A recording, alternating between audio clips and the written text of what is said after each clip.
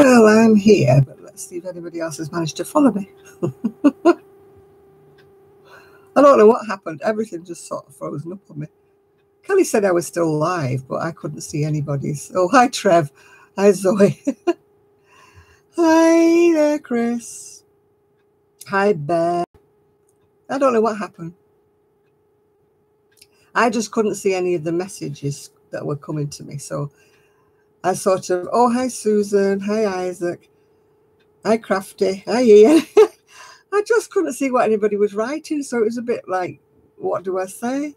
Oh, hi, Carmen Waters. Hey, Craft Angel. Hi, Evie. I'm glad you're all come back again. That was a bit, what do you call it? I thought I can't carry on talking to myself when there's nobody here. Hello, Evie, Kelly, Esther. Oh, dear, that was a bit, what do you call it? Hi, Magali. Oh, it was, what do you call it? It was quite interesting. It was quite interesting. It was. Well, I didn't like to say that, Chris, because otherwise you might think that was a bit weird, if you thought I was talking to myself. Oh, dear.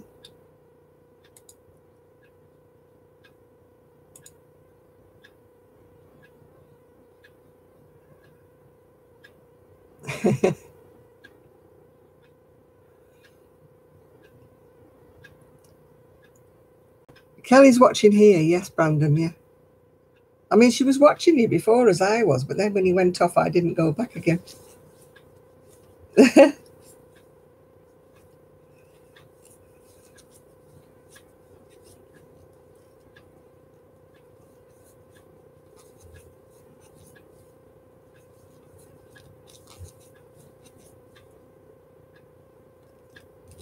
Yeah, Kelly uses her YouTube name when she's on here, as a lot of people do. Yeah.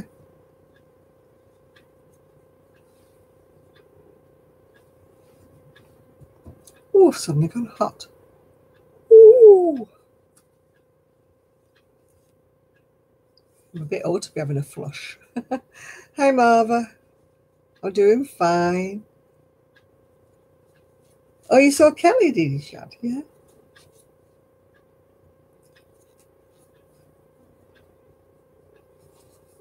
Was she coughing, or was it one of the ones where she wasn't coughing? She was coughing on my video. Poor little soul had to go in the kitchen and calm down. Hi, Nathan.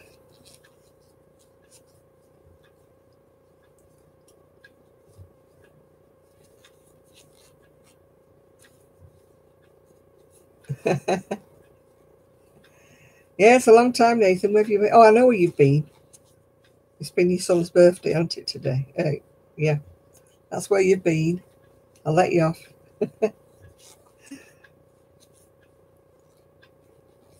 What am I making? I've started making. It's probably going to be a scarf, but I don't know whether I'm going to like it in this lace stitch or whether I should pull it back and do it in plain. What? I don't know.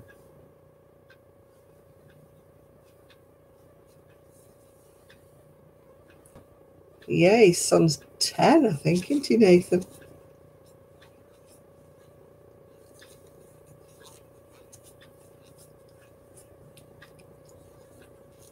Oh, you're going on an errand, Bear. We'll catch you later, yeah.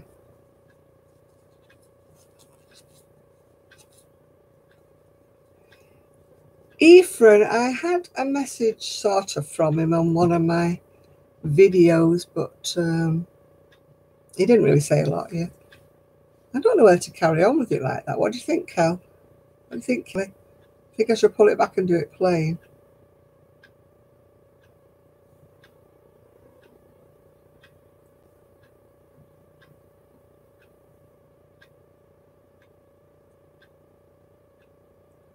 Yeah, it is.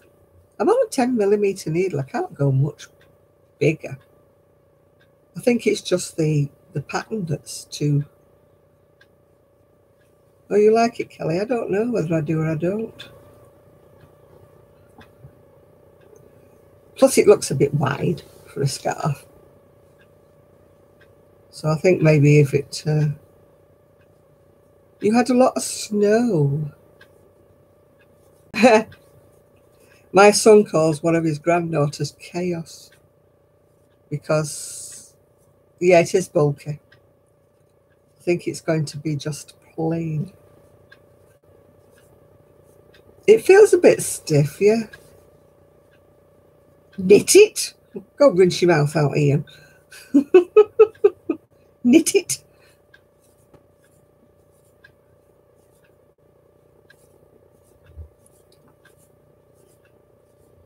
He said that word begins with a K.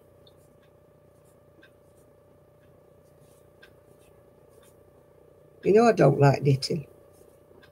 I made booties, but that's about as big as I ever go these days. Yeah. Well, the cowls that I button. I don't know, because I've got one that colour.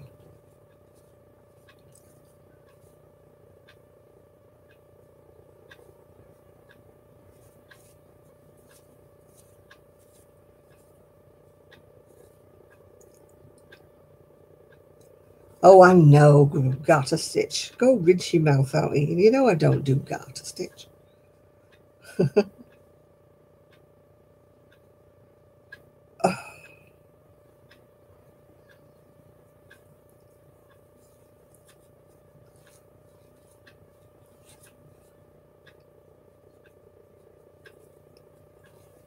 Oh, nook. Yeah.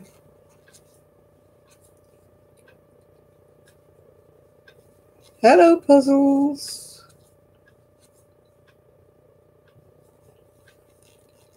Oh, it's still... Honestly, it's still thick. It's like knitting with rope.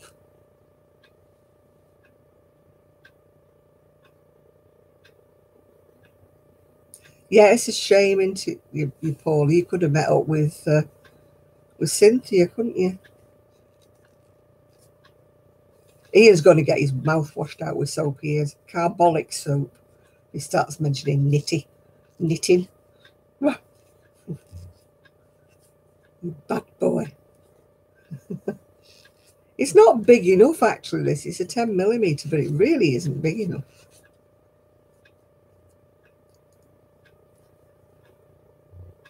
I'm going to tell him, yeah, he mentions that word knitting again. Yeah, she gets about a bit, that Cynthia, doesn't she? She's in London. Woo!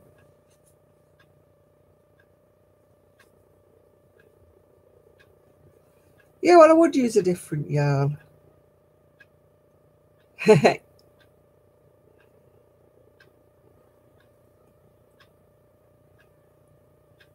No, it's a bit better doing it plain. You've got to get better for that, you know, that dreaded C word time.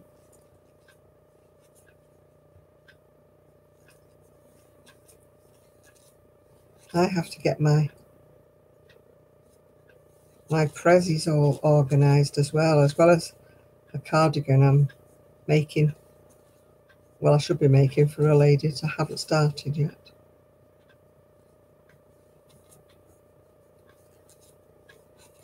$39 days to go. Oh, you're another one that needs to wash your mouth out, Zoe. Thank you, Lynn. No, it isn't. The gifts I'm making, I can't sort of concentrate when I'm talking on here. So I decided I would just start a scarf that was plain, that I could do when I was chatting. But you finished shopping, Ian? What you like? I've hardly started mine. I've got 2 presents, I think, so far. And I'll have 3 when I finished the shawl I'm doing for my niece. Christmas. That's what they're talking about, the dreaded C word that we're not supposed to say. And please tell me that nobody's put the tree up yet. That is really bad.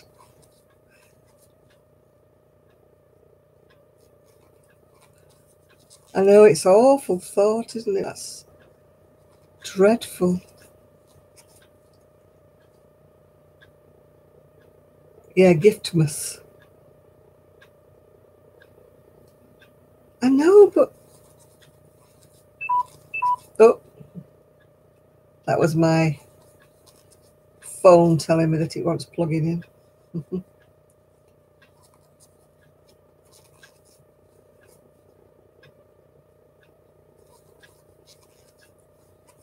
Well, we don't have Thanksgiving over here, thank goodness.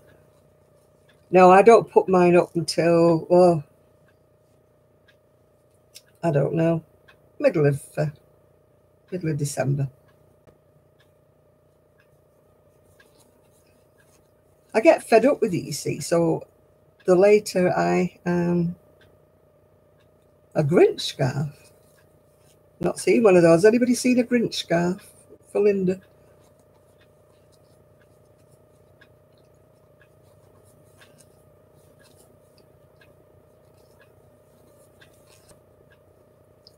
No, our miss next door, she always did a lovely spread, did Julie. You know, lights on the trees and everything, and lights in her windows, but sadly she's not here now, and then the house should be sold before Christmas, so you know, Tony won't put them up because that was Julie's thing. They were lovely. They were all like reindeer and a Santa and a sleigh and everything, all lights up. I'm too tight to buy things like that.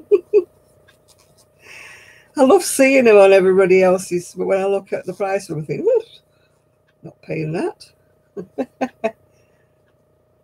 I've got some little bits and pieces that I put up. I put my tree up. It's about 2 foot tall, my tree. I'm very minimalistic with my decorations.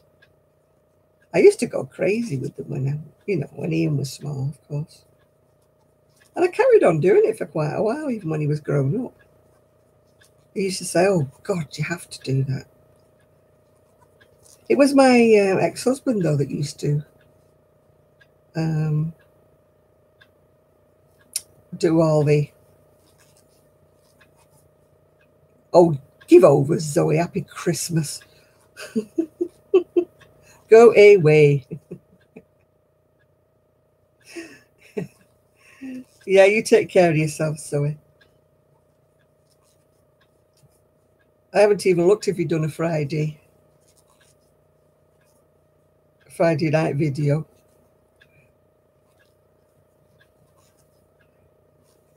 Well, nobody really comes here, Shad, because I go out for Christmas, so. You mean you've not bought me a present, Ian? Oof. Oof. I am only joking, Ian. I am only joking. I hope people know that I'm joking when I say things like that. Yeah. I don't send out Christmas cards, so none of you will be getting any this year, so I just don't believe in it, really. I wish people happy Christmas. And I know one of my aunts who's in a, don't you dare, Ian, don't you dare. We're still trying to tidy up the last lot, aren't we, Kelly? No card. How can I send a card to a boat when I don't know where you are? Trev, come on now. Get real. Yeah. To Trev, cheeky crafter, somewhere on a canal in England. That's bound to find you, isn't it? Yeah.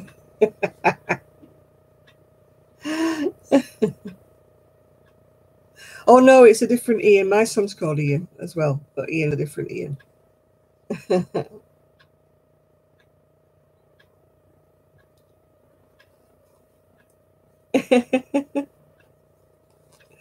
No, if you bring any more wool in this house here, you'll be in dead trouble. Kelly's having enough trouble trying to get some sense out of my craft room.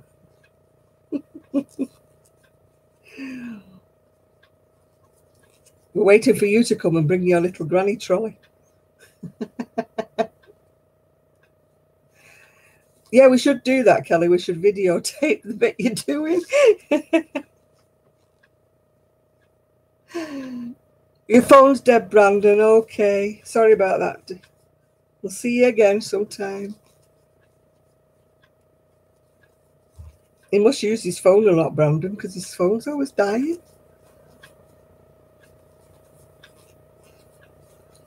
Why, I've got no room to talk. Mine's just beeped and died. Oh, this is a lot quicker. I have no idea what peng means. I hope it's nothing rude, so behave.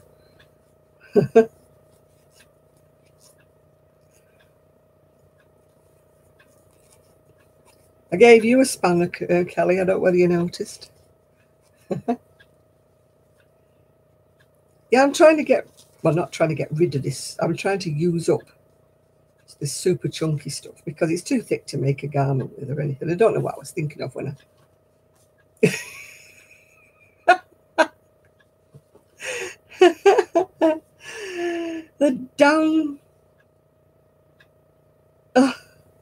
the downside of having fringe on your jacket. Yeah, I've unravelled it now. Oh dear.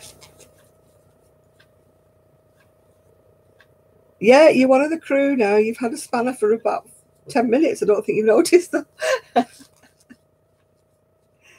Oh dear. Oh, penguin. That's my son's nickname, is Pingu. It's to do with a penguin, I believe, isn't it? Pingu. Is it like being in the Freemasons? I don't know. I wouldn't know what the Freemasons are like, Isaac. You didn't notice you had a blue spanner? Your name went blue when you had a spanner.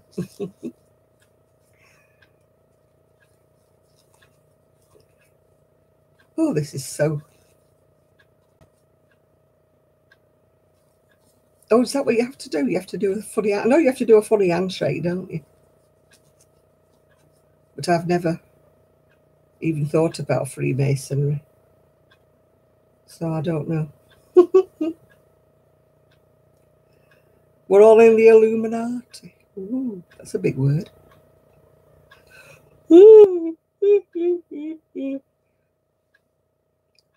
We're not likely to belong to the inner circle. I'm not anyway, because I'm a woman. So... Oh, how do you know that, Trev? Are you a secret Freemasoner? Or were you just let into the secret by someone who was one? No, Kelly doesn't have to sweep up. She does enough for me as it is without having to sweep up.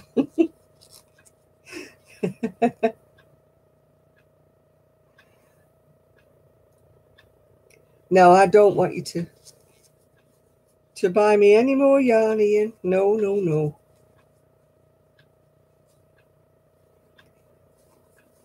I'm trying to use up, and I'm hoping you're going to come and take some cones off my hands. What time is it where I am? It's 11:15.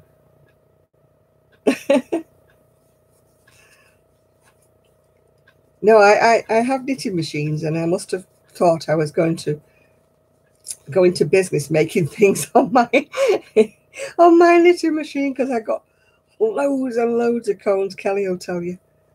I've got oh, hello Tony and Big Tony.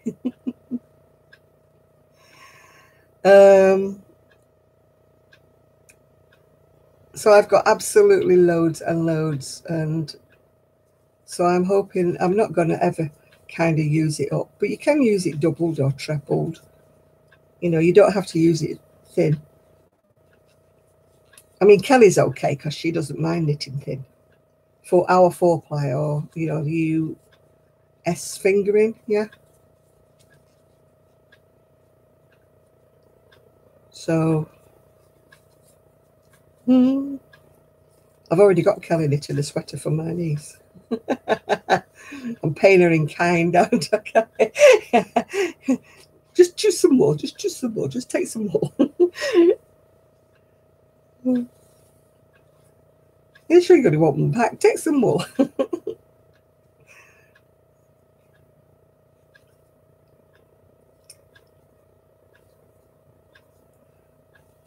Oh, I've got, let me think. I've got a knitting cardigan that's needs 2 sleeves, that's been there for about 5 years. And to be quite honest, it'll have to go in the shop, I think, because I don't think it will fit me anymore because I've put on so much weight. So if I ever finish that, I think it will have to. Hi, Jess. So I think that will have to go in the shop because I don't think it'll fit me.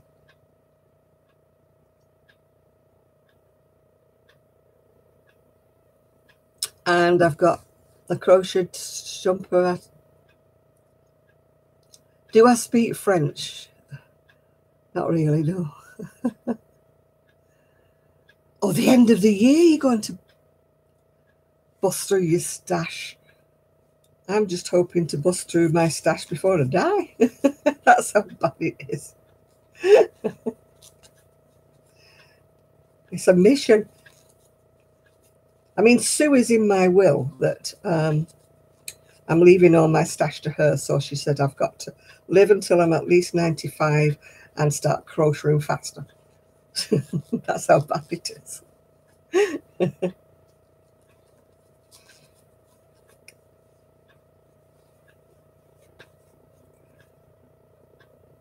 I always have bits that poke out when I think I've stitched it up.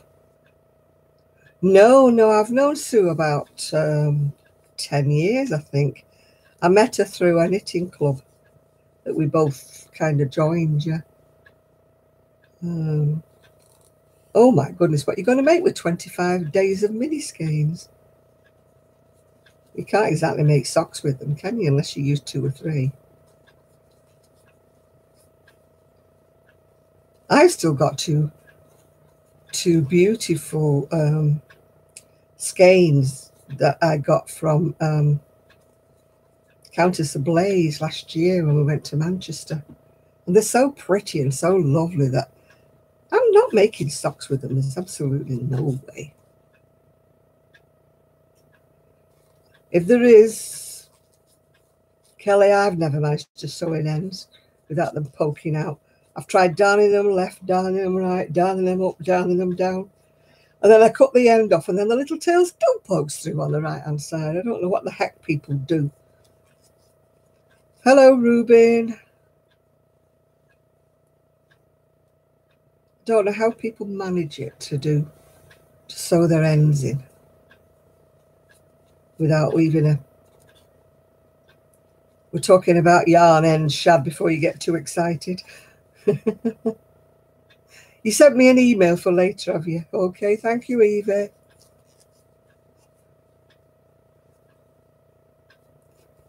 Are they all Christmas colours?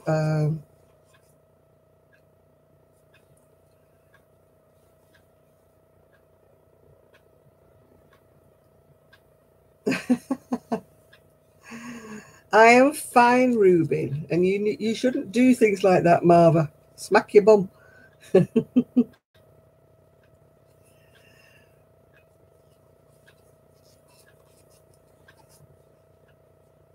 Yeah.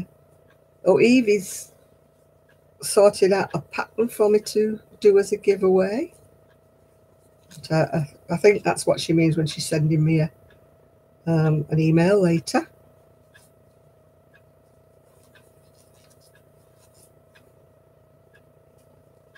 You just sent it off, have you? Right. The only thing I might do a giveaway on is that crocheted doll. Not the actual doll, just the pattern book, because I know I'll never use it again.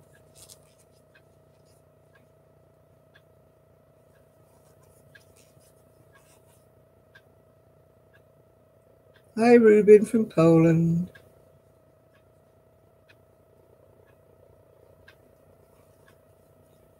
Right, I shall let her know. Well, she can read it on here, can't she, Evie? I don't think I've heard of Very Pink. If she's a knitter, I won't be watching her.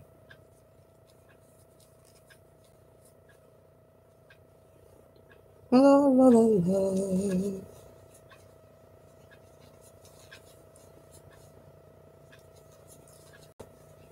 What were we looking at today, Kelly? It was neck warmer things that Jen Cherry was making, that Star Lily Crochet, she's called, on Facebook. She makes some really nice, just little tiny necklets in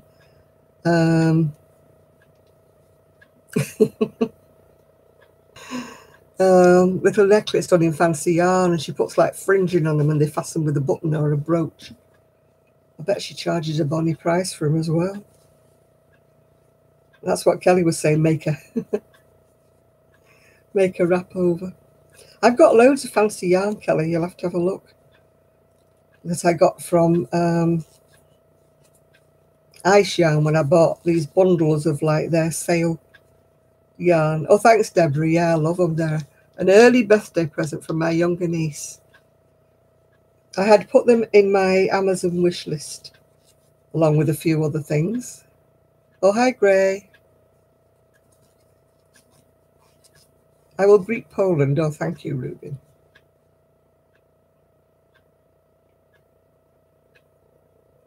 I don't know. I've never had ladders in me socks. I don't know. Maybe I'm just a tighter knitter. Hi, Hannah.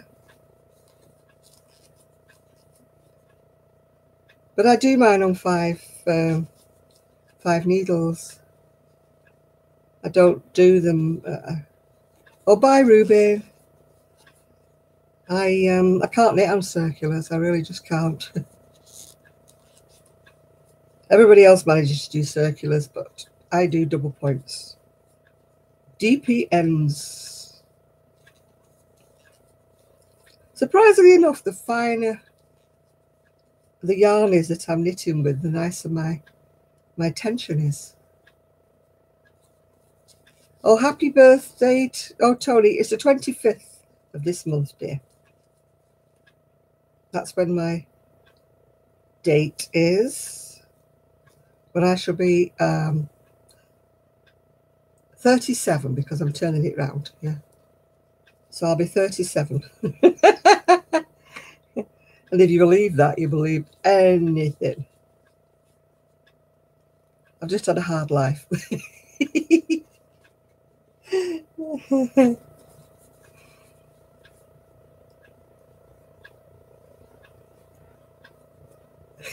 Oh, thank you, Evie. Have you got a fuzzy screen?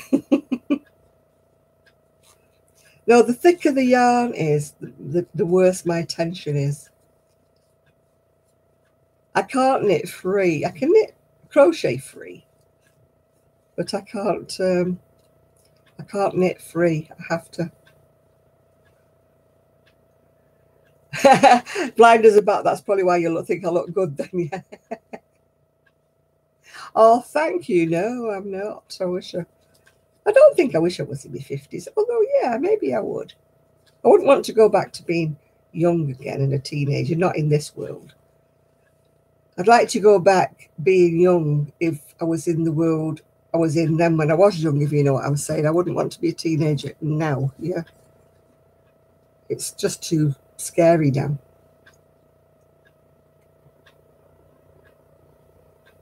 I'd never go out the door. Oh, thank you, Evie. Yeah, I wouldn't go out the door if I was a teenager now. Yeah, I always knit the first row before I join it in the round, even with socks.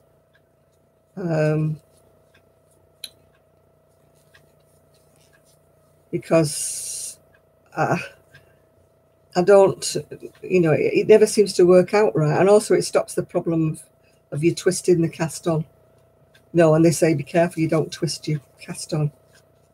All it needs is a little stitch at the top when you finish the sock. So nobody really knows that you've knitted one row without going round and round. But it does save a lot of hassle. Your horses are running. Oh, did you see anybody in the UK? Did you see that where somebody had let out, I presume, I don't think they got out on their own, let out these horses from like a rescue centre. And there was about 30 of them running down the road. Managed to get them back. Some farmer helped to get them back. I think somebody must have let them out because there's no way they would have got out of the stables on their own. Look, it's getting better now. It's getting better now. Oh, that's my phone again telling me that it's really died now. You're not seeing it? It was on the, I don't think it was on the news. It was on, I get news updates on Yahoo. So maybe that's where I saw it. Yeah, they were galloping. It was quite early morning this morning. They were galloping down this, luckily it was like a country lane they were galloping down and not a main road.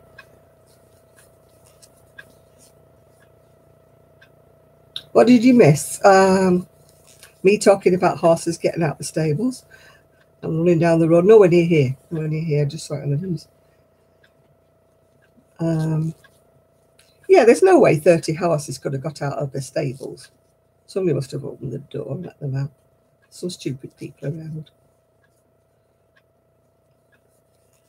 Can't be doing with any cruelty to animals. I can't be doing with it. I want to go and kill everybody. That's a bit what to call it, isn't it? I can't stand people being cruel to an animal and yet I go and kill them. Well, you know what I mean.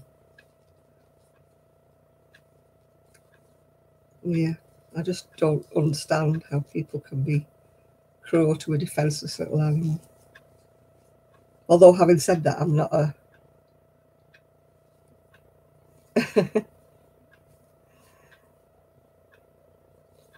You were in the King's Troop Royal Horses. I don't mind looking at snakes if they're in a tank, but I wouldn't hurt a snake. I just wouldn't want to pick it up. You know what I mean, Isaac? I wouldn't deliberately kill one or whatever. Yeah. I wouldn't want to shoot it or clobber it or cut its head off or anything. I would have to put it in some kind of a box if it was out, all that, out. But mostly I would probably run away and let somebody else deal with it. I don't know. I've heard of some people, Crafty Angel, that knit their socks like kind of inside out. I don't know how they manage it.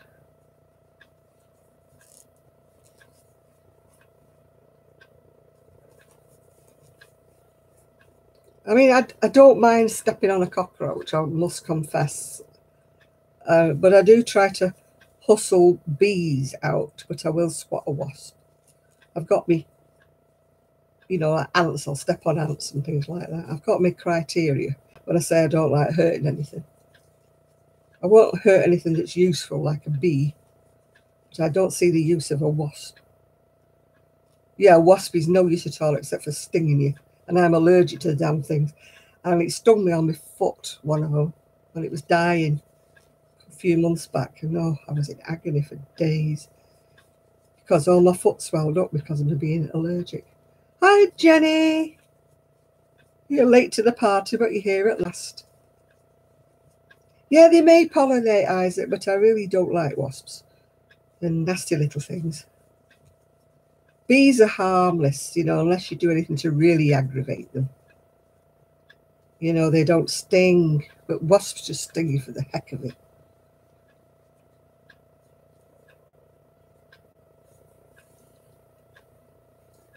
Did I put... No, it was... Oh, I see you talking to Crafty Angel, did she put...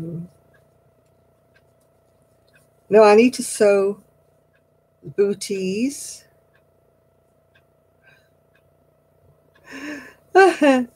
You're a clumsy clot, Jenny. You probably rip your back now, you realise that, don't you? Every time I fall, it doesn't matter which way I fall, I always crick my back. And then the day after, I can't move. You don't think you've hurt your back at first, yeah?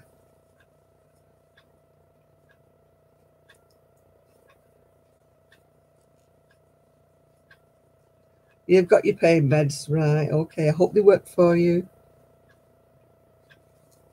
Oh, I had a wasp's nest in between my upstairs and downstairs windows. I have what they call bay windows. There was a wasp's nest one year. I had to get the council to come and move it for me.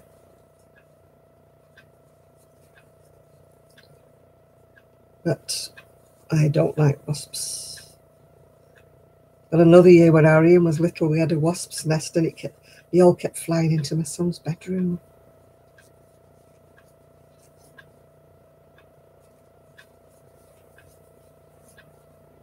Oh, I wouldn't want to kill a wasp, but no, thank you. Hell no. I'm always thankful we don't get many mosquitoes over here and things like that. And those stink bugs, what are stink bugs? Everybody goes, stink bug. Thankfully, I don't think we have those over here.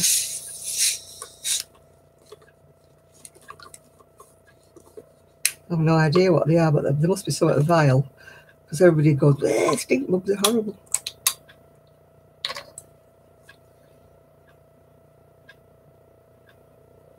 Hello, Happy Gecko.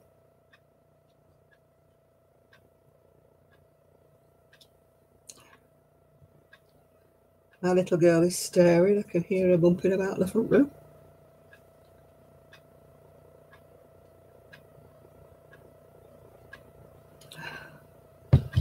I don't know. Yeah, you're knitting sort of inside instead of knitting on the outside. My friend used to always knit the other way around. Am I a mum? Yes, but my son is probably older than your dad. Yeah, I don't know what a stink bug is. They're shaped like a shield. They sound horrible. I'm glad we don't have them over here. Well, I don't think we do. I know people are always saying, oh, stink bugs in the house and stink bugs are here. And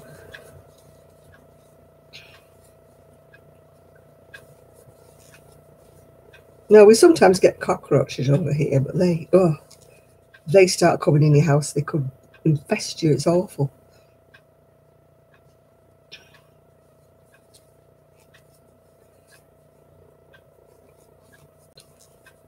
I was plagued with teeny weeny little fruit flies this year. They're really, really small, but they're everywhere, like little swarms all over the kitchen. Have I got children? I've got one grown-up son. I've got 3 grandchildren and I've got 9 great-grandchildren.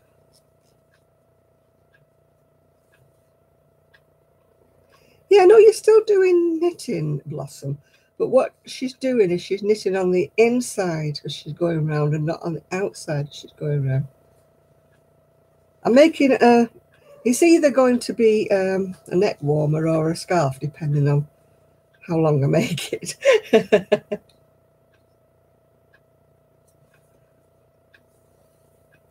Oh, glowworms. I've not seen glowworms, actually, except on the, on YouTube's or on the TV. I've not actually seen a glowworm close up or, not seen them. Perhaps they're scared of the north. I have that trouble with flies, the ordinary, what we call a blue bottle. For some reason or other, they dive bomb me. And, God, I'm getting hot. And I have to sit sometimes on my PC with a towel over my head to stop them dive bombing at me. Somebody said hang coins, like at the windows. A bag of coins in water. Oh, hi there, Linda. How are you? Oof. I'm having a hot flash. Oh. Oh. Now I can show you my jacket now. I've took it off, can't I, Shad? That's what it's like. It's got such long fringing. It's sort of like a brocade, I suppose, isn't it? It's a couture, it says here. Woohoo! Couture. That's me, of course, Miss Couture. What am I crocheting? It's probably going to be a scarf, but it might be a neck warmer. Depends how, whether I get fed up. Oh, I've got a loose strand.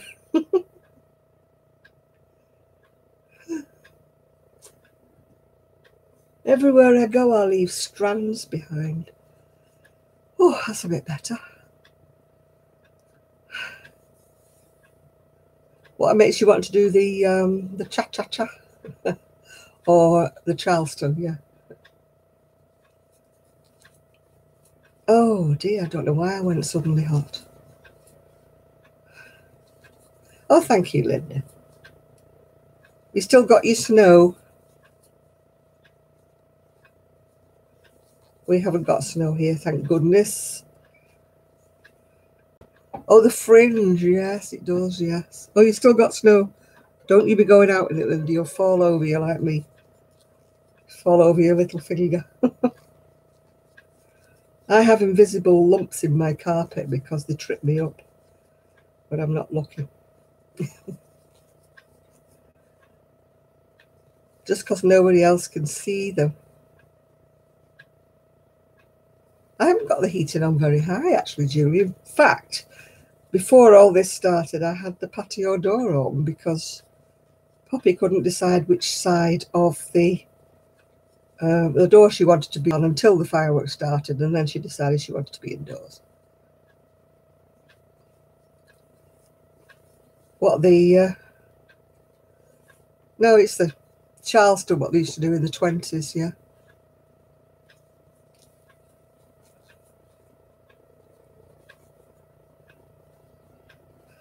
Oh, it could be that I've not taken any of my pills yet. Don't tell Kelly. She shouts at me because I'm supposed to take them in the morning, and I always get around to taking them in the evening before I go to bed. I take them once a day, like they say. It's just I don't take them when I'm supposed to.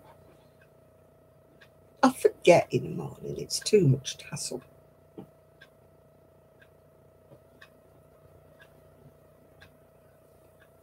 Too much hassle. I take so many.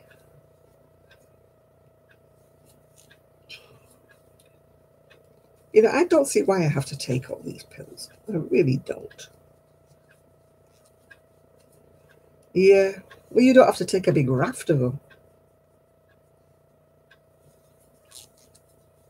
If I had to take one or two, I would take them, no messing. But now I have to take a big handful. It's just annoying. Yeah, I know what you mean, Linda. I'm like to the GP. Why do I have to take this one? Oh, that's because of that. Why do I have to take that one? Yeah, you take about as much as me. I've got about 15 in the morning to take.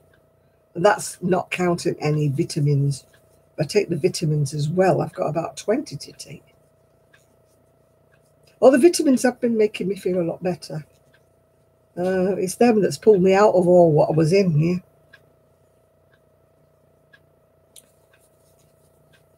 You know, when I was in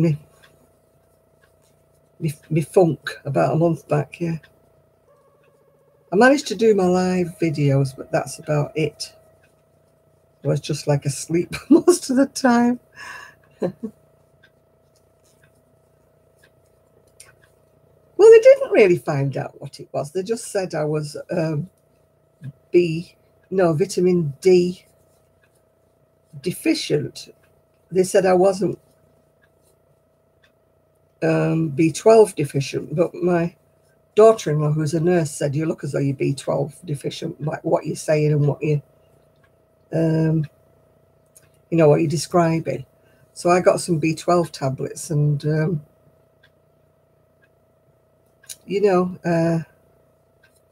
I'm feeling a lot better since I started taking vitamins, whether it's like they say, like the placebo effect or whatever, that I think I'm going to get better because I'm taking these vitamins, but I certainly do feel tons better.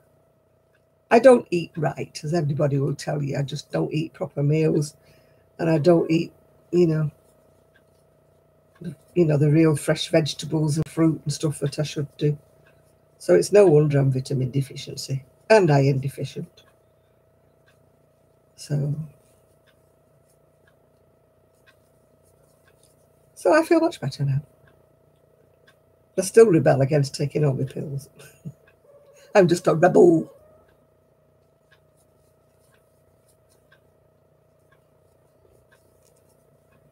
I love kiwi fruit, but I always have a habit of buying a little net full of kiwi fruit and forgetting them. Yeah, I have bananas. I like bananas on my porridge.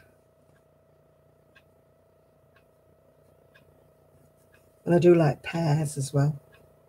I will eat an apple, but I'm not as much as a lover. And oranges I don't like because I have to peel them. I just hate that horrible feeling when you're peeling an orange. It's like, oh, it's all the bits getting your nails and. I know they say you get frozen vegetables. I just don't like frozen veg.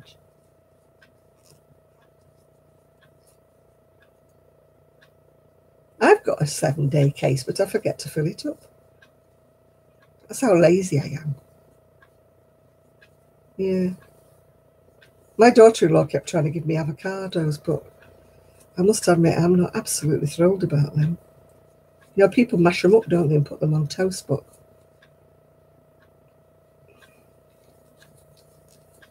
I love oranges when I'm eating them. I just hate that horrible feeling when you're peeling them. It's just that they stay on your hands for ages, the smell of it. Ugh. I don't mind like the tangerines, but I always seem to buy the wrong ones. There's satsumas in there, and there's tangerines and that, and I always seem to buy the sour ones because I can never remember when I get to the store which ones are sweeter, the satsumas or the tangerines.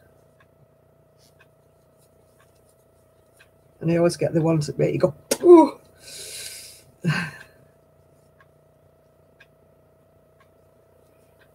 Yeah, yeah. Are they the sweet ones, Julie, the satsumas? Am I getting that the right way around? Oh, you're back, Evie, right, okay. I've never really got into avocados. Like I say, my daughter-in-law used to buy them all the time when they were living here for a little while. No, you've not missed an awful lot, Carmen Waters. I don't think we're talking about avocados and vitamins at the moment. I know Zoe was asking for recipes for avocados the other day. How you do them.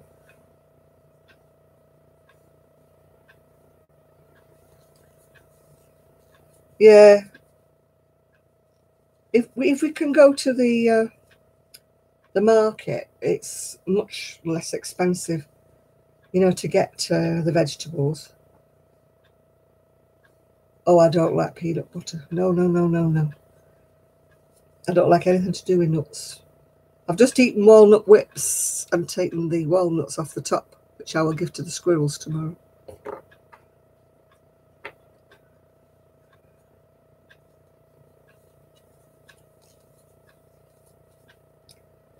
Now, I had avocados when my son and daughter-in-law were juicing. They went through a period where we were having juices. I was so hungry. So hungry. They kept saying to me, You know, stick it out, stick it out. I think I stuck out about a week. I mean, I lost absolutely piles of weight, but it came back the minute I stopped doing the juicing.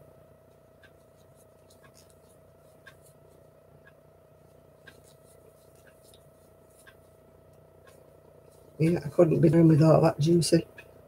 What I hated most of all was washing out the juicer with all the bits of pith and vegetables and everything stuck to it. It was gross. That's one reason why I don't like cooking, is because you have to wash all the pans out afterwards. Because I don't have a dishwasher. You need to get the juicer out. I don't know where my juicer is. It's in the cupboard somewhere. Now, I can eat sprouts. I absolutely love sprouts. But I hate putting them in a saucepan and boiling them, because they make a mess of the saucepan. The UK? Oh, you must be crazy. No, it's okay, the UK. It has its moments, but like everywhere else in the world, has its moments.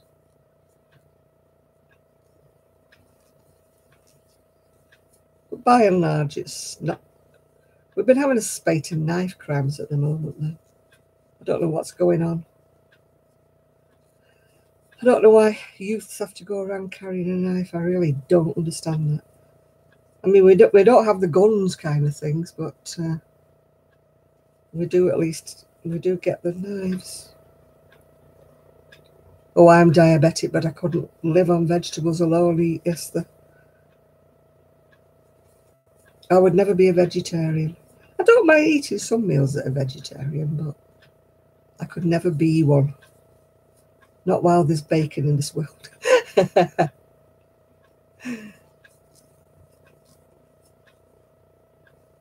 And as for tofu, sorry, but no.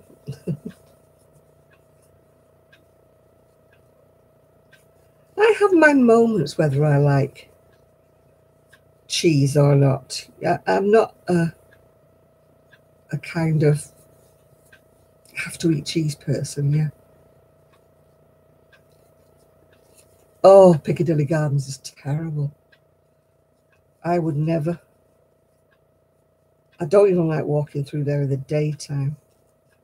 I definitely wouldn't go anywhere near it in the dark.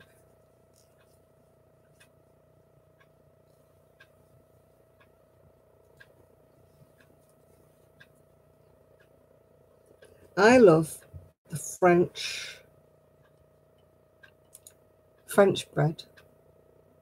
I could eat French bread on its own, you know, but it has to be really, really fresh. Excuse me a minute.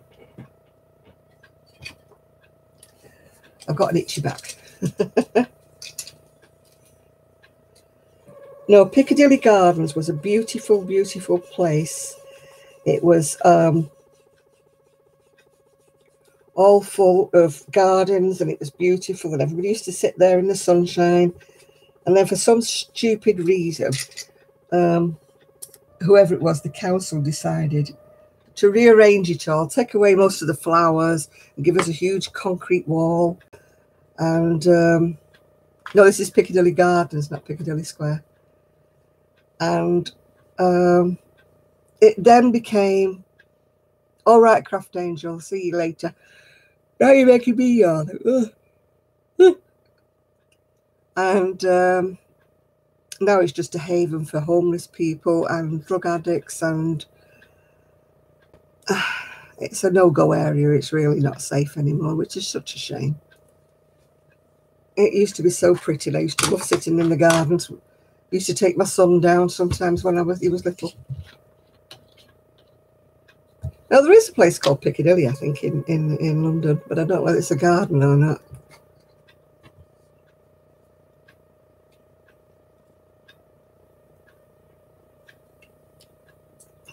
Yeah, that's one thing.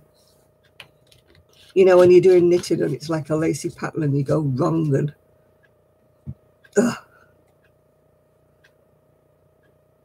You know, you have to pull it all back. No, Piccadilly Circus in London, isn't it? Yeah. No, you can't enjoy anything anymore in Manchester because I know homeless people can't be helped, but the drug addicts, I just wish they wouldn't. They just do something with them, but there's nothing they can do with them, I suppose. When they take spice and they're out of it and they're all lying all over the pavements, and I mean, they're quite dangerous because they beg and they get aggressive with you. No, I never do that really. I just say Manchester or near Manchester. Yeah, we should get more police. I agree with you, but where is a policeman when you want one? I don't know why all the homeless people always have to drift up to Manchester. I suppose they do it in London as well. I mean, there are a lot of good people who are going out and they're feeding and giving them drinks and that. And maybe that's why we have so many of them. They're going to get their dinner and a drink and stuff like that. Maybe that's why they do gravitate to Manchester. It's an unwritten code among the homeless. Oh, if you go to Manchester, you get your dinner.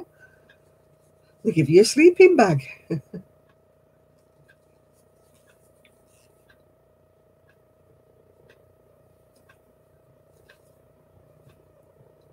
But it's awful when they all start fighting and everything like that. You've eaten the chips and salsa.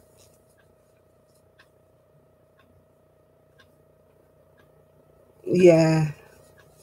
I mean, in Manchester, they're trying to stop people from giving money to the beggars and telling them to give it to these homeless associations that are, trying to get them off the street so they can provide more beds and shelters and things like that. Yeah, it's not all bad, Shad. There's some really pretty places. It's just you have to have your wits about you.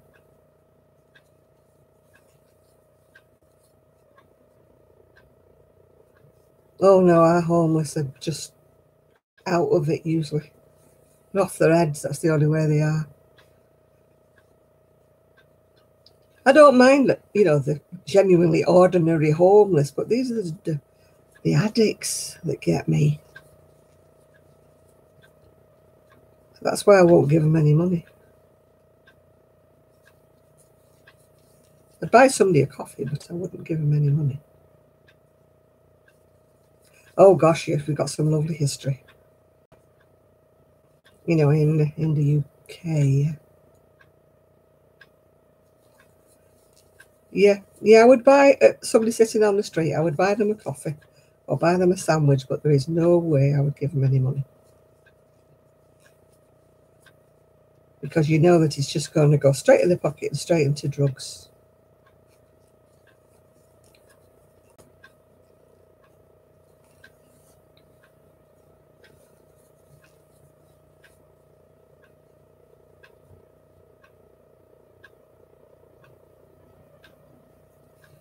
Mm. Well, when the Romanians first came over to the UK, if you stopped at traffic lights with your car, they would start cleaning your windscreen with a dirty blooming cloth thing, and then they would start demanding money for cleaning the windscreens. And you're like, no, I don't want it cleaning. Go, leave it. You could have just had the car cleaned and they'd slap this dirty water all over your windscreen. And then they get really aggressive if you won't give them any money.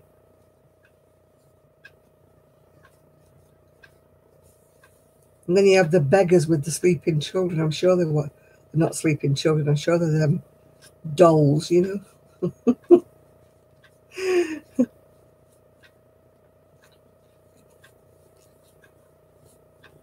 St. Peter's Square, it's not too bad, actually.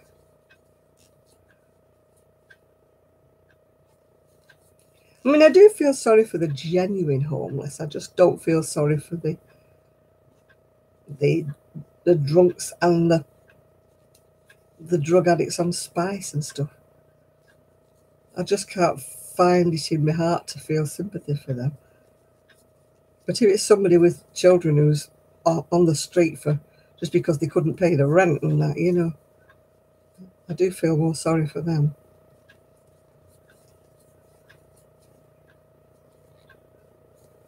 I think there should be more things in place to stop, you know, that sort of thing happening when there's young children involved. How is my day? It's fine, thank you very much. You know, there should be more procedures in place that the landlord can't just put the children out on the street. Yeah, the beggars, they do. I'm sure they drug their kids, you know, because they're always asleep and they never move.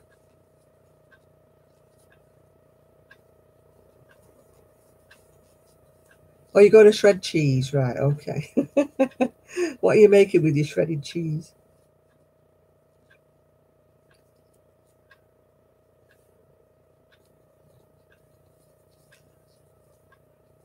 It's out of a bottle, my red hair. Oh, the beggars are intimidating. They don't just ask you, they demand. They're up in your face.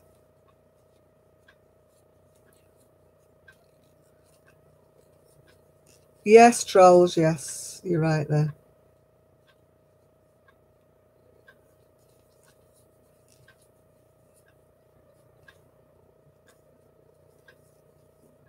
Oh, gosh, there's pickpockets everywhere. There's been 2 cases of old dears having their purses stolen out of the handbags in the supermarkets here in Manchester. I'm paranoid, you know, my handbag is like across my body right at the front.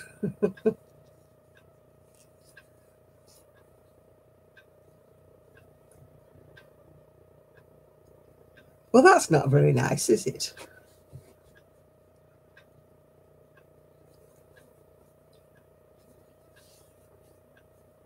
Now, if the bank's open, I go and queue up in the bank to get money, or I asked for, oh, for goodness sake. Or I always get my money at the supermarket, you know.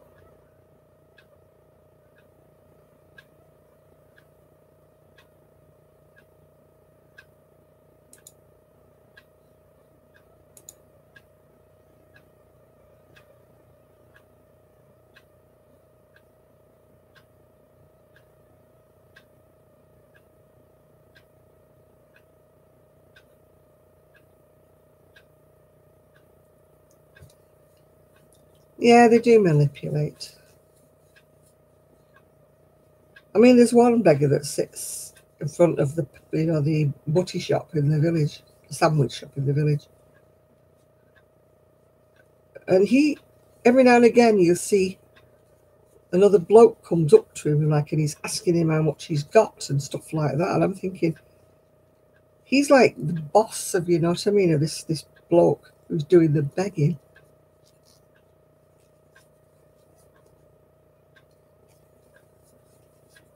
You know, he's more or less, yeah, the whistles are ready. He's more or less bossing this beggar about, like, you know, like, how long have you been here? What do you mean you've only got so much, you know?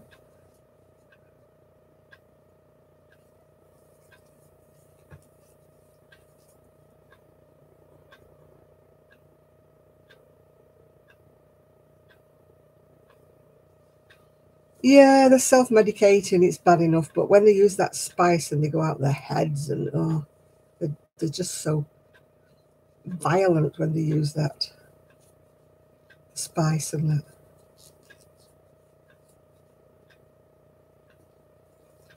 Yeah, nearly all the beggars have got little dogs, yeah. I mean, I'd buy them a can of dog food. I wouldn't see the dog going hungry, but I wouldn't. I wouldn't give them money.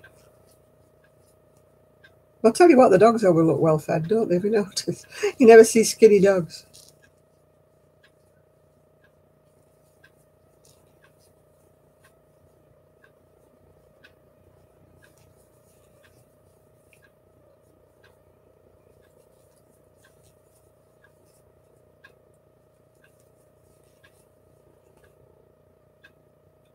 I think I've calmed down from my hot flush. I can't understand why supermarkets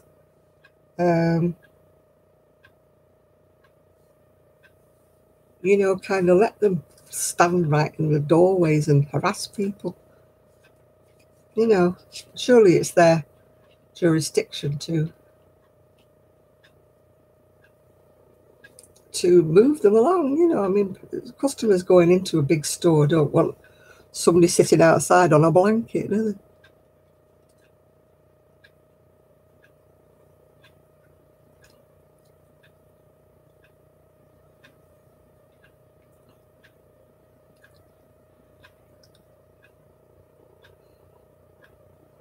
Oh, I was looking at, in fact, I put something on my Facebook about, you know, the Christmas markets. They're just absolutely rammed. You bet your life somebody's in there trying to pick pockets. But there was he did a video thing about how much everything costs and what they actually are, you know. I mean, he'd got into a Chinese restaurant and he got this beautiful dinner for like £8. And it was, you know, full plateful, really lovely and everything like that. And then he went on the markets and he got this horrible looking bit of rice with something stuck in it, and that was £8. It looked absolutely horrible.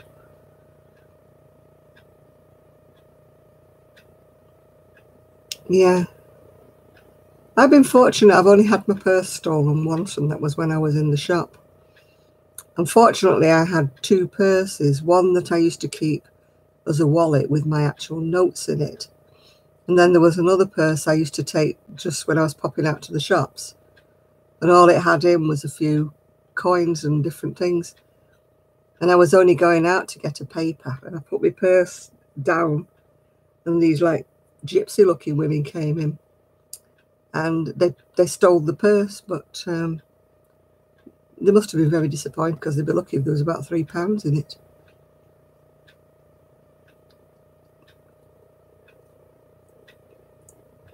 Hello there, Juanita. Hello. Hola, hola.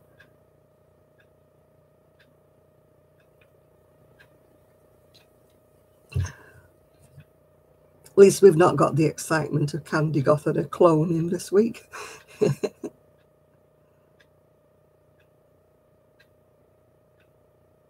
Yes, I'm fine. I'm just getting a little bit tired, even though it's only 11:30. I can't have a lie-in even when, like, Saturdays, I usually have a little bit of a lie-in. I don't mean a lot of a lie-in, just a little bit of a lie-in. But, I mean, Poppy doesn't know it's a lie-in. She gets up at 7:30, no matter what. So even tomorrow when I can have a lie-in Sundays, because I'm usually on the PC quite late, it's usually about, say, 2 o'clock or so when I'm going to bed. So I like to have a lie-in on a Sunday morning till about 9 or 9:30 or something like that.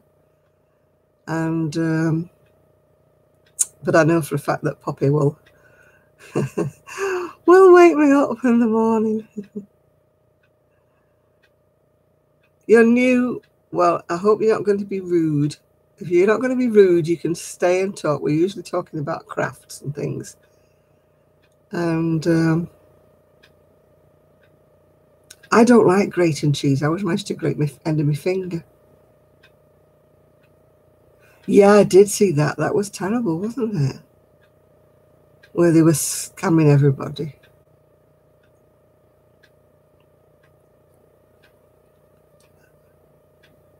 I mean, I don't understand why people have to they do it a lot over here with different scams, you know, stuff like that. Pretending to be this and pretending to that.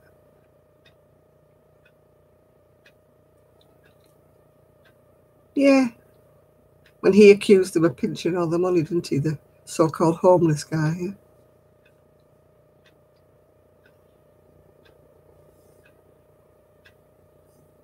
I know. He probably spent it all on some rubbish, didn't he? So they can't give it back.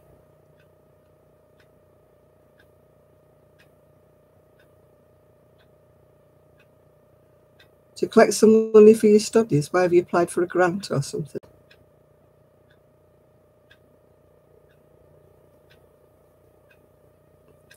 I'm old enough to remember when we used to get grants to go to university. We didn't have to have student loans and pay them back. You didn't get one, oh dear. Good night, Julia. See you next week.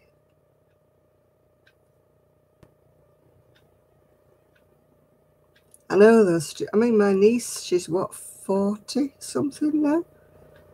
And she's only just paid her student loan back. I think she's just finished paying it back now. It's just awful.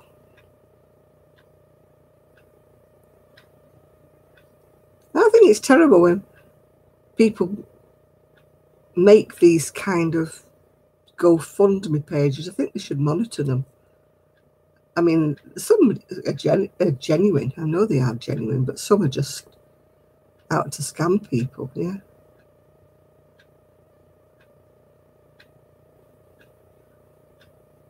Oh, hello, Jen. Happy Saturday to you, dear. Yeah, my brother was fortunate. He got grants, you know, for his... But he worked all through the holidays and the Christmas holidays and things, you know, for all the other things that he needed, like books and stuff. Because my mum and dad were poor back then. And they couldn't afford his, you know, all the costs. I mean, luckily he was at Manchester University, so he could come home and sleep every night and get fed every night at home. My mum and dad could never have afforded, you know, the student accommodation and that. By the time it was time for me to go to university, my mum and dad were in a better financial position. But I didn't go. In the end, I didn't go. So I was the family failure because I got places to go to university and that and didn't go. So I'm like the black sheep they don't talk about. I always thought I would go back, you know, and do my university after I'd had my son and everything. But my ex-husband was just against the whole idea, so.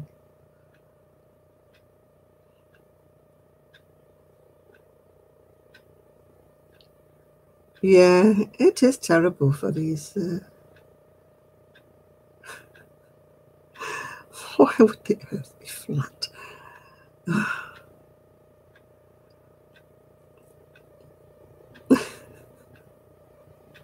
They're getting worse, these people. Oh dear. What was I going to study? I was going to do occupational therapy, which was helping people who'd had serious problems, you know, like a stroke. Yeah, we do know the whistle. No, you do rehabilitation exercises and crafts to get people, you know, who've had strokes, like you get them to weave baskets or do weaving or do something to try and get their hands moving again after they've had a stroke. They barely do it these days. It's all been like a, you know, cutbacks and things like that. So I mean, people don't stay in hospital the same length of time as they used to. So, yeah, whistle while you work, yeah. They're about. So I would have been made redundant probably before I'd have got very far, but I still fancied doing it. My uncle was one. He used to work at a sanatorium when TB was rife years ago. And, you know, I used to love going and seeing all they had like a big weaving loom, and they used to make all kinds of toys and things out of felt, parrots and all stuff like that. I used to think it was lovely. It was all to occupy people because they used to stick these TB people out in the fresh air, and they used to sleep out on the verandas, even in the snow. And they used to just cover them over with like a waterproof blanket. Can you imagine sleeping out in the snow? I mean, they're on a little veranda thing, you know, with a little balcony over it, but it was freezing. But they believed that all this cold air would kill off the TB bugs. must have worked, I suppose, yeah. But my uncle and auntie lived in the grounds of this place, and I used to sort of walk up the road, and you could look down into this and see all these kids like laid out there in the snow and everything. When I first retired, Dee, and I wasn't as bad as I am now, I wanted to go around, you know, to sort of teach people who had Alzheimer's how to knit and stuff like that. But they have all these, what they call a CB something checks over here and all this stuff. And they just weren't interested. I mean, I had a car back then, and I didn't want to charge them anything. And they all turned me down. I went to several different old people's homes, and they all said, no. You know, they're just ungrateful so-and-sos. But I'd read that, like, people who have Alzheimer's who used to knit in the old days, comes back to them, you know, when you sit them down and teach them again, then they're happy because they sit there like knitting. They don't do anything, they just knit backwards and forwards and stuff. But it occupies them and it gets them talking, and they start talking about their mums who knitted and what they used to do and stuff like that. And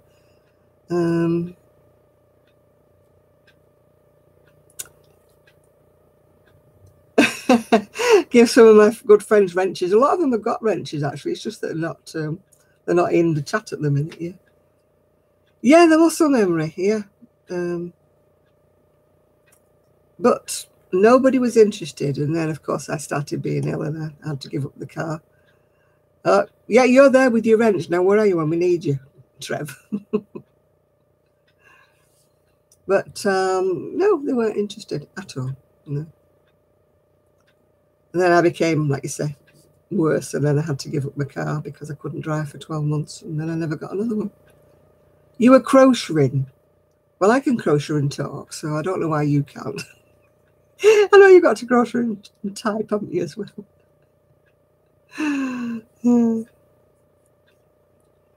You've been busy deleting, I know you have. Block them, Kelly. Don't delete them, just block them. Then they don't come back.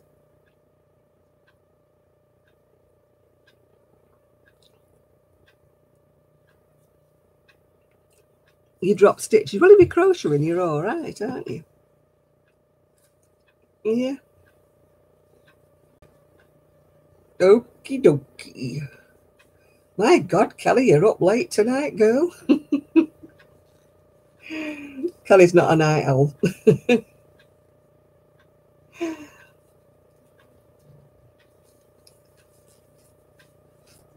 Tony and Big Tony family.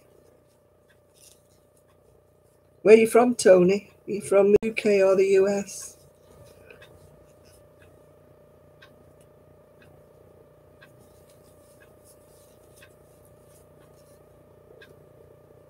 Well, your sleeping pills are kicking in now, I think, Kelly.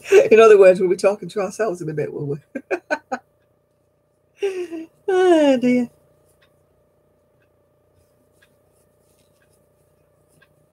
Well, I don't know how long it'll take me to finish this because I need to put it down.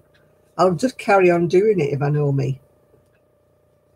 Oh, you're in Nashville, Tennessee. Ooh. Country music. That's all I know about Nashville. I've never been there, obviously. Because I need to do that shawl while my niece is not coming. Like, she's not coming till next Saturday. So I need to have it off the hook so she won't see it, you know. I like to keep some things a surprise. I haven't decided what I'm going to make for her yet. I have to. I don't like giving her clues because, excuse me, I like to surprise her. I'm going to make her a card. Excuse me, she's more of a cardigan girl than a sweater. So I'm trying to think what pattern she said, oh, I like that in the past. So I'm trying to remember.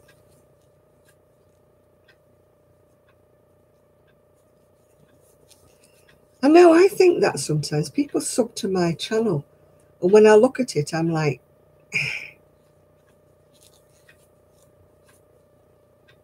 you know, oh, which one was that, Linda? The jazzy thing, yeah. It's a bit jazzy, isn't it? I don't know whether I'm going to wear that.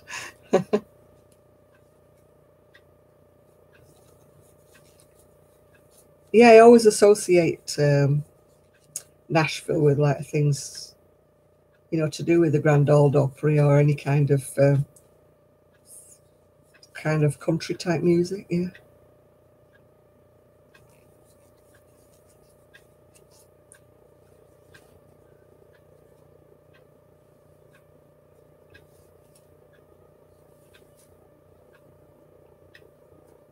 Oh gosh, you have to count every row, cheeky Trev, yeah. I always get the bumpy bits down the side because I refuse to miss the first. I don't like the holes you get I'd rather have the bumpy bits up the side than the holes. You know what it says, do 3 chain and then miss the first one. I always get a hole and I don't like that. Oh, there's a spider on the wall, is there? Right, okie dokie. Swat it for me then.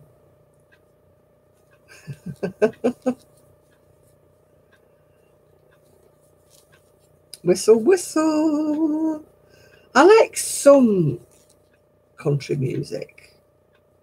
I don't like the miserable kind, you know, where the girls run off with, you know, their best friend and their dog's died. I don't like that one. The shawl, it was a little bit tougher, Linda, because the pattern only had so many rows. And because I was using finer yarn and a smaller hook, I had to increase it out. So I had to sort of play it by ear, if you know what I mean, and improvise a lot.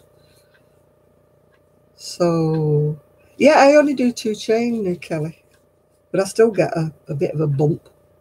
You know, it still goes wiggly, wiggly up the sides. Can you see it? Wiggle, wiggle. Yeah, Kelly's just made one of those shawls as well, haven't you, Kelly? A blue chorus, so. Or somebody said it was Curacao because that's the name of a city or something. It's Curacao, but I always thought it was Curacao. But that's just me, isn't it?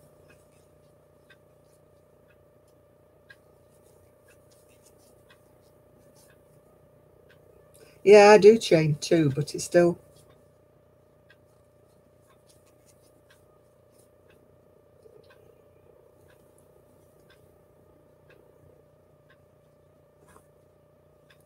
Yeah, I do love making that. But I didn't kind of like as much when I had to adapt it all because I had finer yarn and I made it bigger. I might make some with the oh, thank you, Bro Jeff. If I really got that many, I don't take count.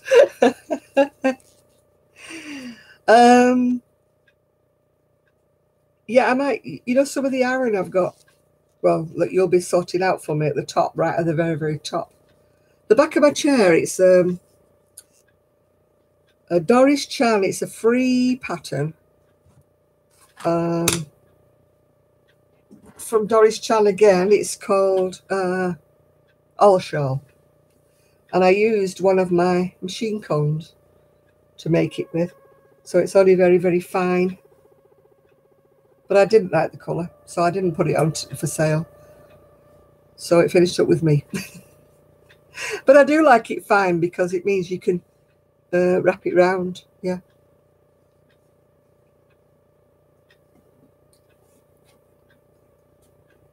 Yeah, I'm going to make some more of these old shawls. I made one old shawl, which was lovely. And I did it with 3 edgings.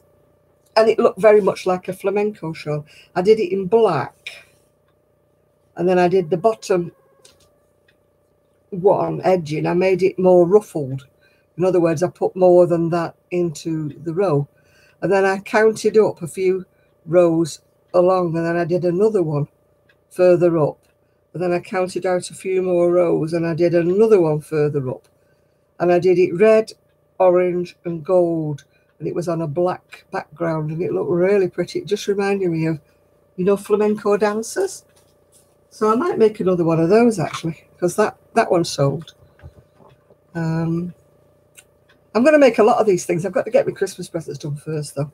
And I've also got an order for a cardigan I need to get sorted out. Because when she asked me, I had lots of orders to do. And as you know, I went off everything for about a month or more. I went right down in the crochet pits. And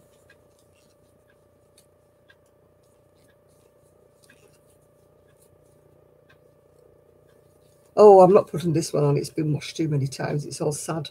Yeah, I'm going to make a flamenco shawl, but Kelly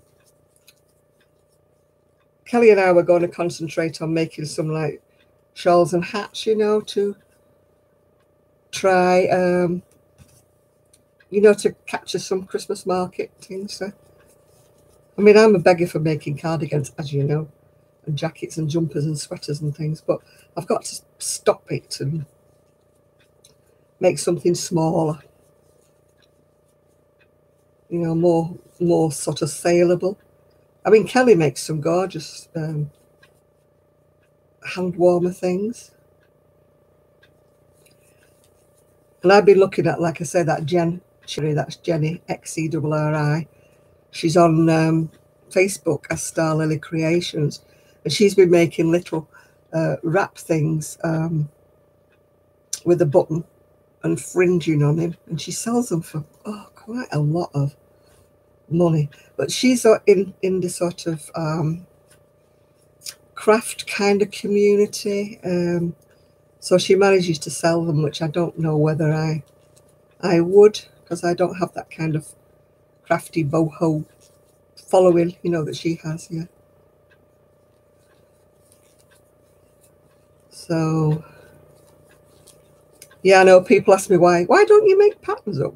I don't make patterns up because I can only use English terms. And it would drive everybody nuts. Mine are still trebles.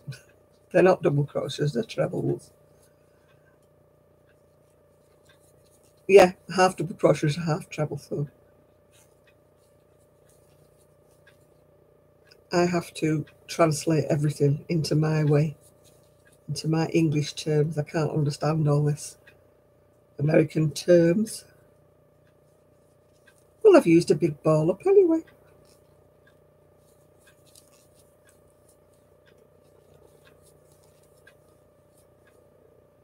You don't have a trouble with the single. I wing a lot of my things, which is why I can't tell anybody. People think I'm being really, really awkward when they say, do you have the pattern for that? And I'm like, well, it's sort of loosely based on this pattern, but I didn't do it like that. I did it this way, that way. And they say, can you explain how you did it? And I'm like, no, not really, no. So,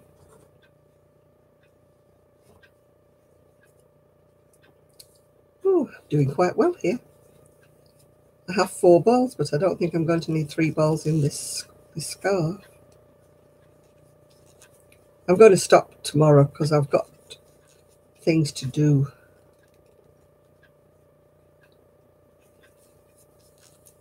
I got given a little super duper Vax, like a little Hoover on wheels, because, you know, I've got trouble with my back and I can't lift anything heavy. So Tony's like moving next door, and he found this little, like a Vax Hoover. It's a little tiny thing on wheels, and it's ace for me to do my upstairs with without having to carry my Hoover up and down the stairs. I'm like, way!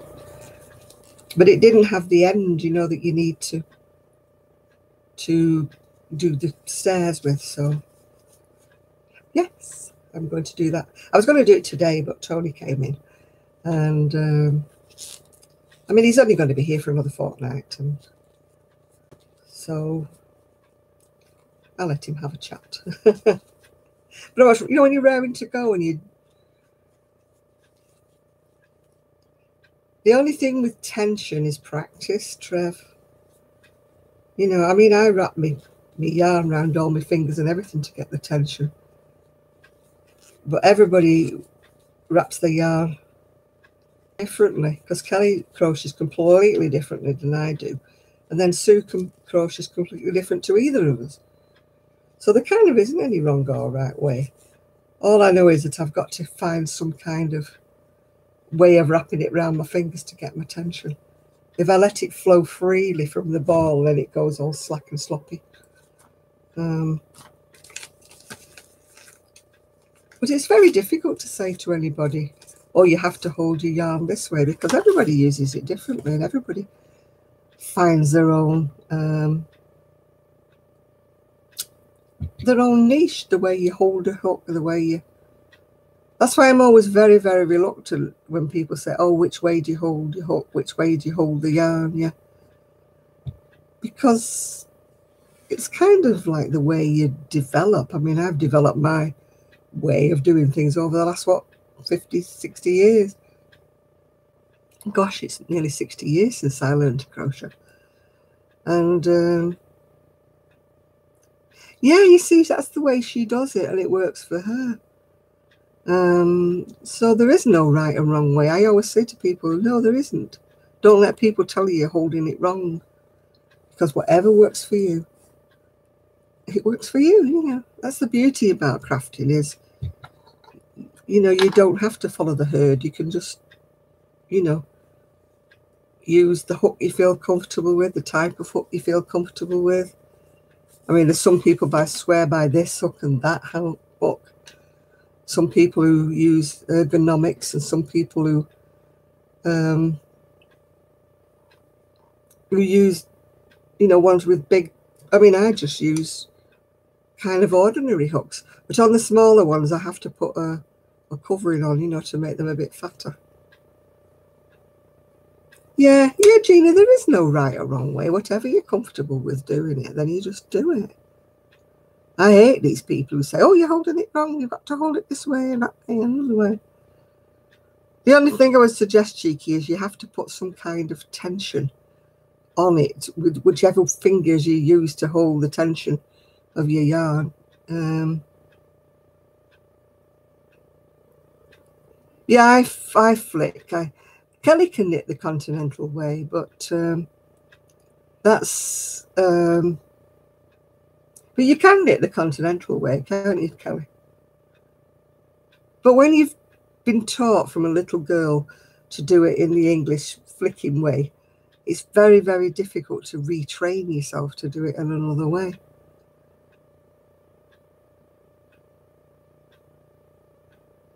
Yeah.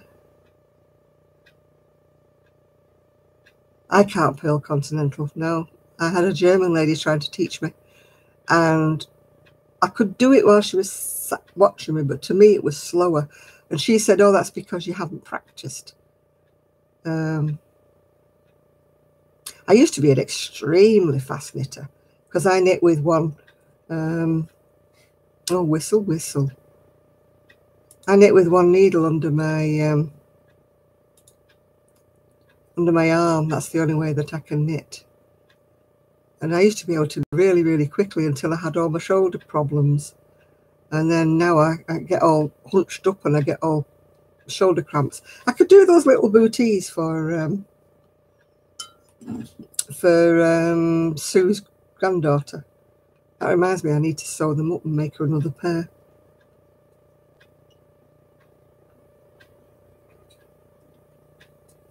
Yeah, I used to be an extremely fast knitter, but I'm not taking the mickey out of you. That means he's not making fun of you. It really means he probably is. I'm not taking the mickey, but I don't know why it's called the mickey. It's probably like you saying I'm not taking the pee out of you, yeah? Which he was being polite, not saying the P word.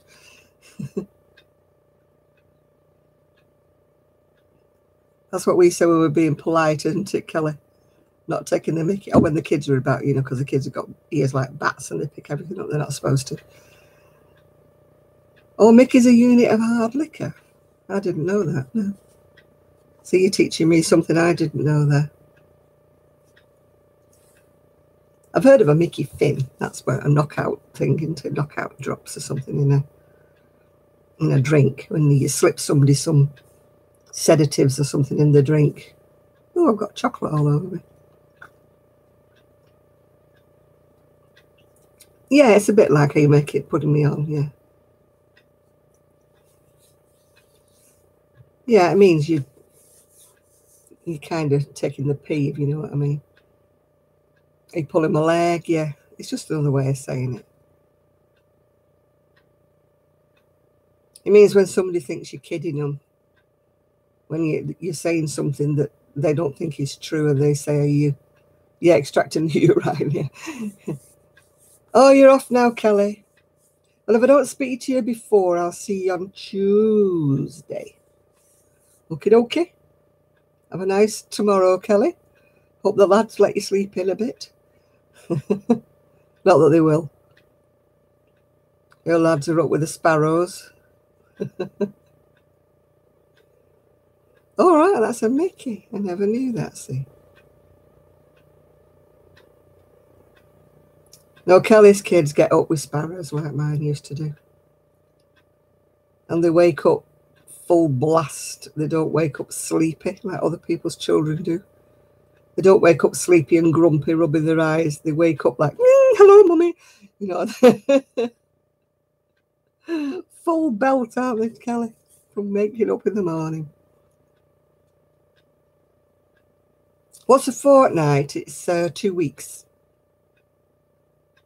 Yeah, if you say you're going away for a fortnight, it means you're going away for 2 weeks, yeah. 2 weeks is a fortnight, yes. I don't know why it's called a fortnight. I have no idea. It's something that comes back from the past. There's probably an explanation why it's called a fortnight. But it's got nothing to do with forts as far as I'm aware.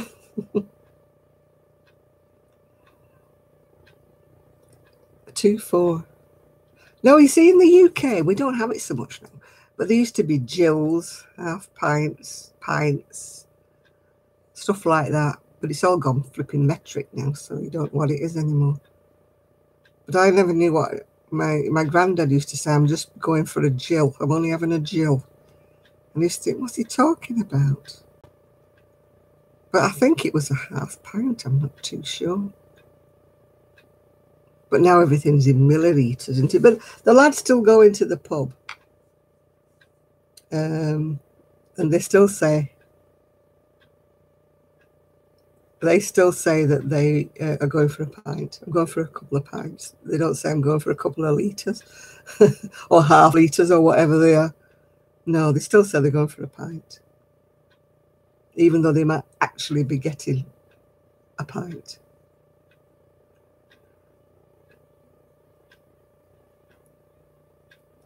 Yeah.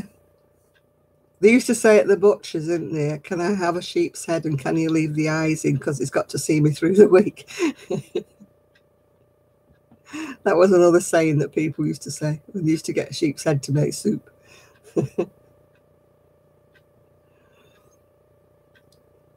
Yeah, the poor people used to eat the heads of animals. There wasn't a lot of meat on them, but they used to make soup with it. Oh, hi, Brandon. You're back again.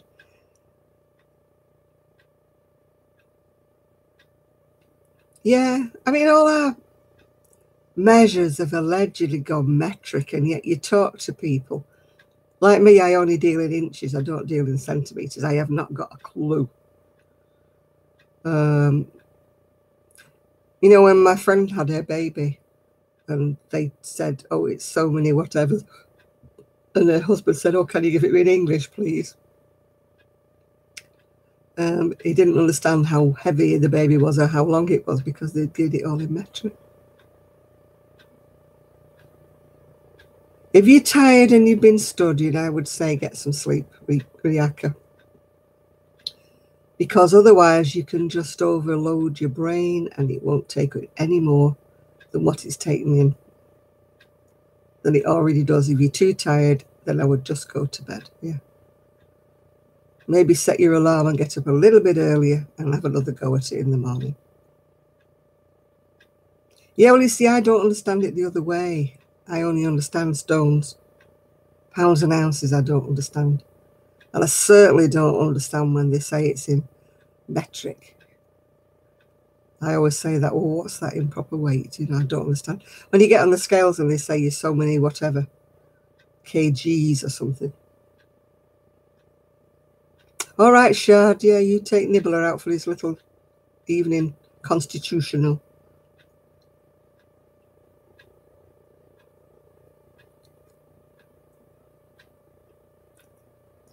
Oh, goodness me, Jeannie. I can see her taking a trip to theatre, can't you?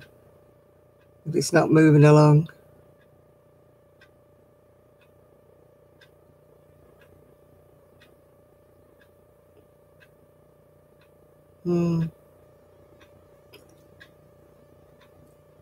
Yeah, let's hope they take her into the theatre and get it over and done with. She's gone 3 days and nothing's happening. It's a bit...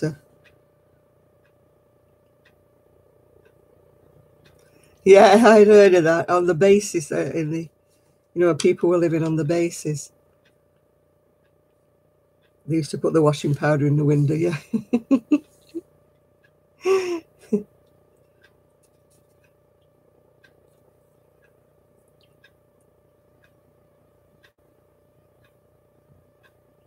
Oh, gosh, yeah. Man, they can do such wonderful things now with their early babies, can't they?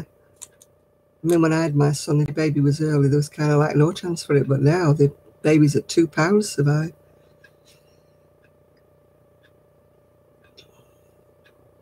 Yeah, that's the problem. You can get an infection, can't you? And you've just come back from a gallbladder operation. Oh, poor Beverly.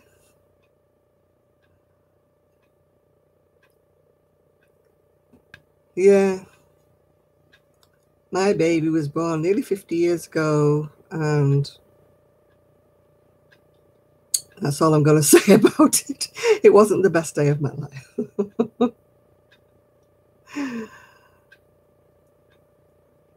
Yeah, exams. Exams, I think, are worse on the lead up to them than they are when you're actually doing them. Yeah.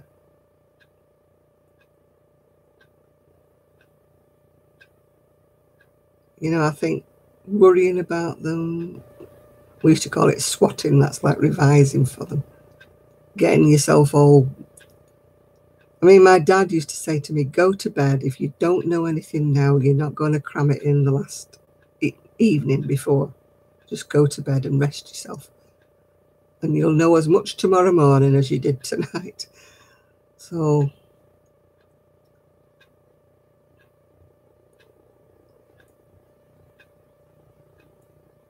yeah, I had gallstones, but apparently they were very, very little.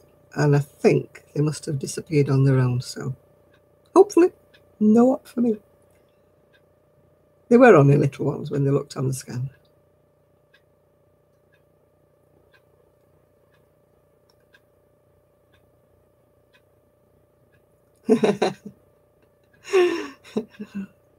My mum only had me and my brother, and she used to run through everybody's names before she got to me. She used to run through her sister's names, I'll swear she did. She could never remember what I was called. I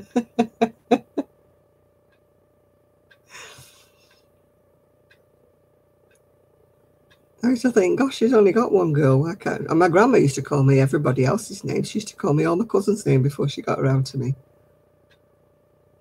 I did that the other day. I was talking about my dog, Buster. And I said about when I had to have Ian put to sleep. And I thought, oh, Ian's my son. I didn't have him put to sleep. It was my dog. And when I was talking to him, what? He didn't have Ian put to sleep. And I get my ex-husband's name and my son's mixed up as well.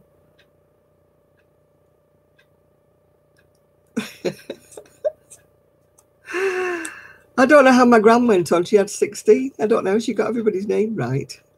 Oh, bye, Gray.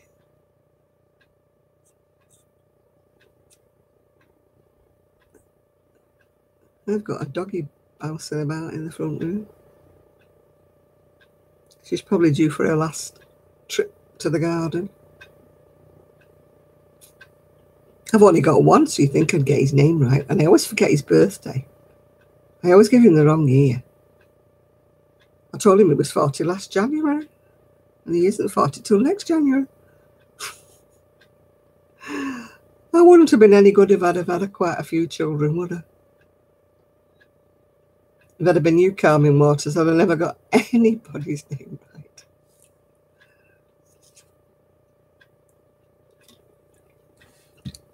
My friend had 9, and not only she could recite their names, she could recite their dates of birth as well, all the way through them.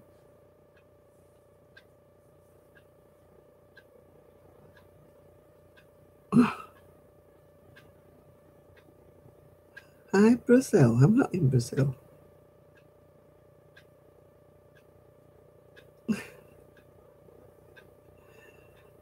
Oh, they were such wonderful kids as well. Honestly, they were so well behaved. They were lovely children. Sadly, she died of breast cancer when they were all quite small. But their children were just perfectly well behaved. I've never known. You know, you would imagine like 9 kids, it would be bedlam in the family, and it wasn't. It was just, you know, so.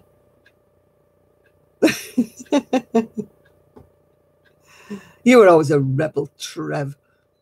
Do you think you were John Paul Gaultier wearing a kilt, didn't he?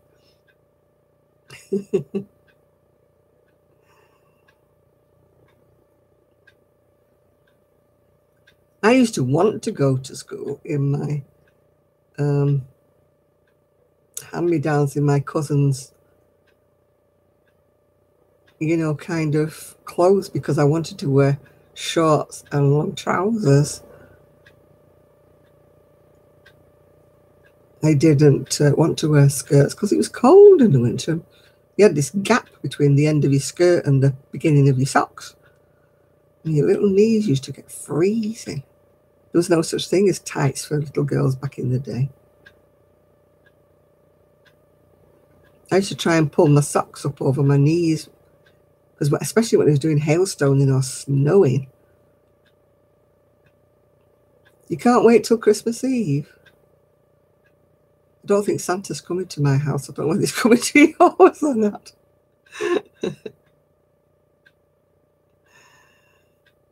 Oh, tank tops, yeah.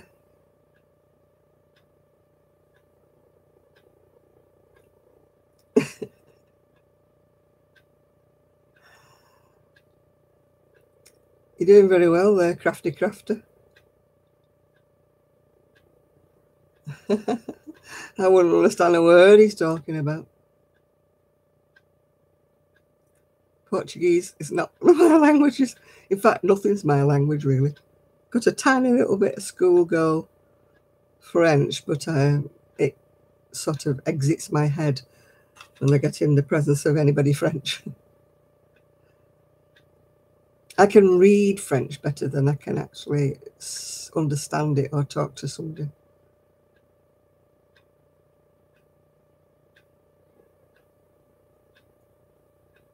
I don't know why do they call them wife beaters? When they say I'm wearing a wife beater, I'm like, what on earth are you wearing?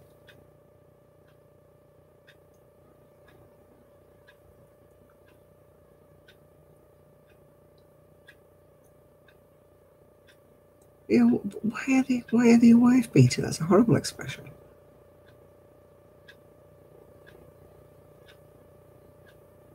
Oh, just write American. They're not called that over here, I'm sure they're not.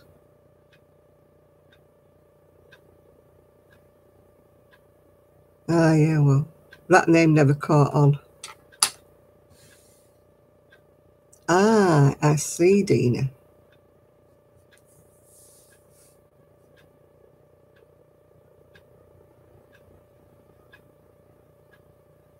I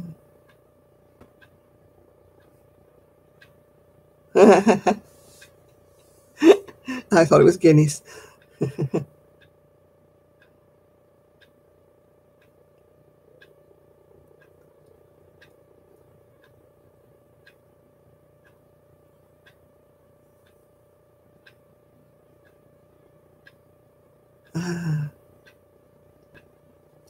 When our scruffy guys get arrested, they're always big, fat, wearing a vest, and it's always stained down the front.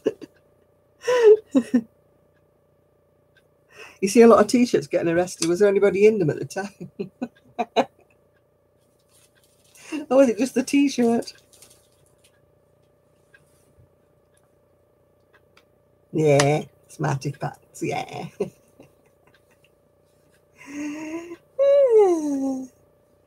I'm trying to find the middle of the ball. You ladies and gentlemen in America always have the end of the ball like hanging out for you. But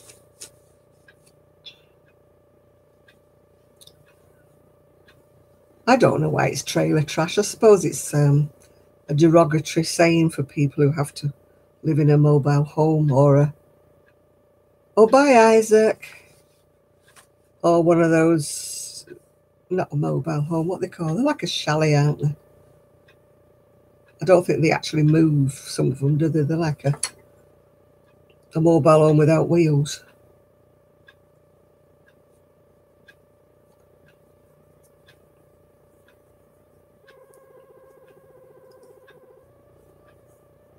Yeah, static, yeah. It must be awful if you have to live in one, because you're not got much money, but you're not sort of like a trashy person. You're just down on your luck. It must be really bad.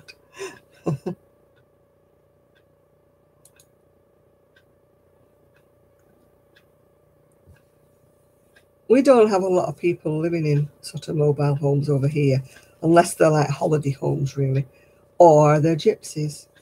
That's the only people really who live in kind of mobile homes over here. So we don't sort of associate, except for the gypsies, tinkers, I should say, not gypsies.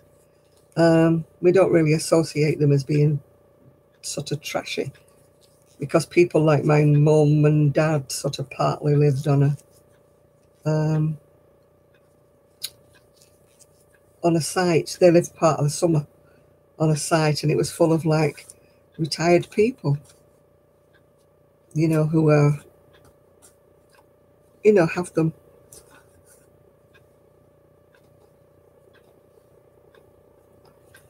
Yeah, you've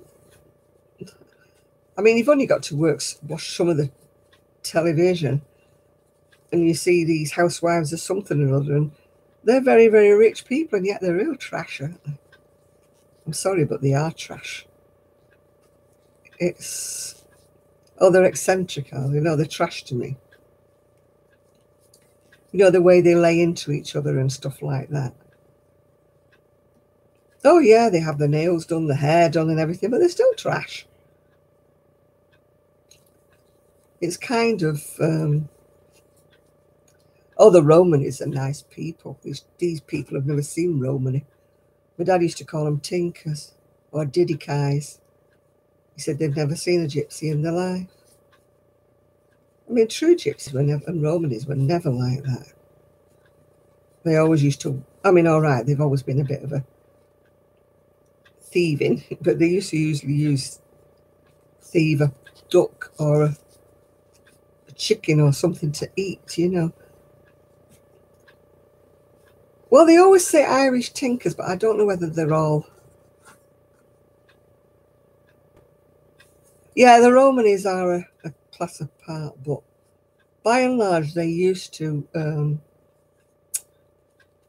work. A Romany they used to do yard work, bits on farms, and they used to work, didn't they? The proper Romanies or the proper gypsies used to work. They didn't just thieve everywhere. by people's teeth. Yeah, well, it's such because the dentists are so expensive. I mean, I can't get a national health dentist to save me soul.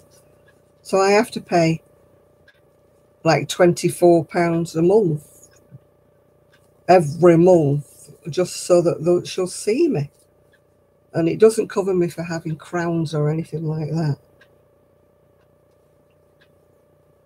Yeah, people on TV, though, with the teeth missing, a lot of them are crack addicts, aren't they, and everything like that. I can't understand why. Yeah, you're right there with the Irish tinkers.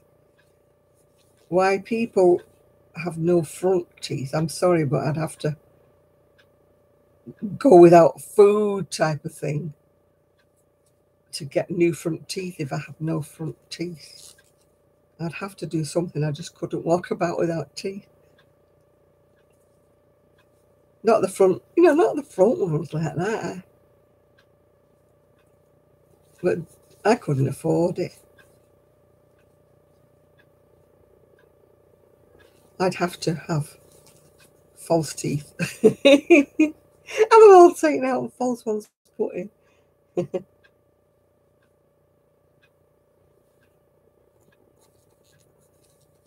Yeah, I mean, I've got great gaps in my mouth because I just couldn't afford to have the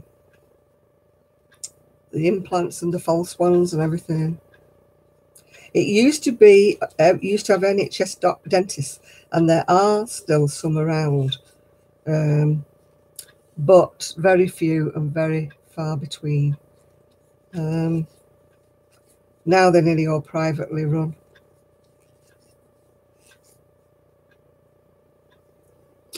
Oh gosh. I just like my missing teeth put back. It looks like every time I go and there's anything a problem with them, they just take my tooth out. Whereas I'm sure at one time they would have tried to save it or give me a root canal or something. Yeah.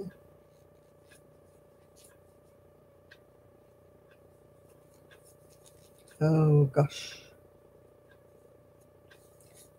Every now and again I get one ball that just won't behave. They keep taking my crowns out. Excuse me.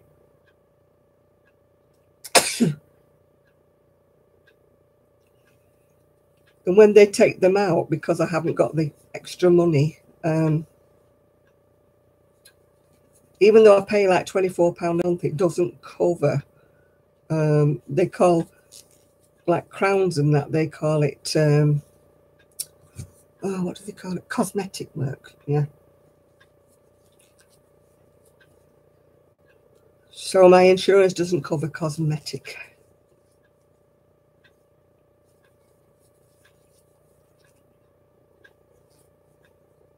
So it looks like I've been sucking everything through a straw soon. I'll be losing weight because I'll have to make use of my food processor. Let me just take them out. I got missing ones everywhere because they keep taking them.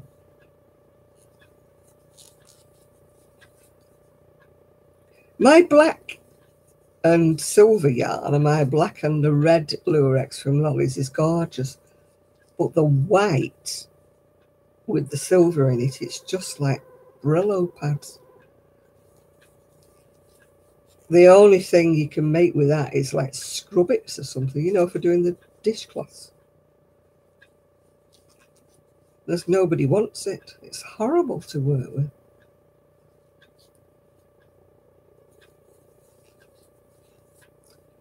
So it'll probably be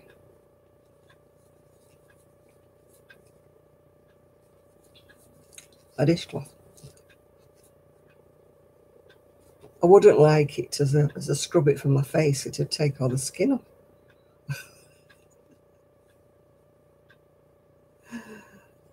My teeth have gone very sensitive. In fact, I actually got a letter today referring me to the dental hospital, which is NHS, so whatever they do there should be free. Because of my diabetes, my gums are at risk. I think they're a bit like kind of our prefabs, Trev.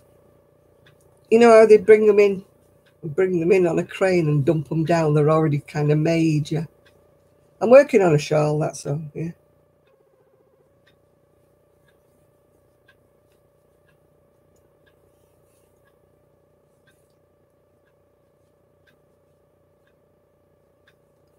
Oh gosh, the fires in California are terrible, aren't they?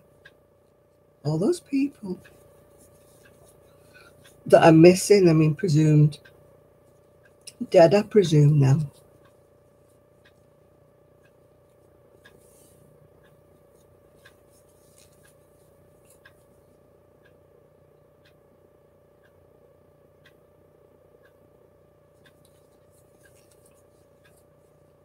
I mean, living the dream in California, then you always have drawbacks, don't you? Some places have the earthquakes, don't they? Some places have, the fires. If it's been started deliberately, it's terrible, isn't it?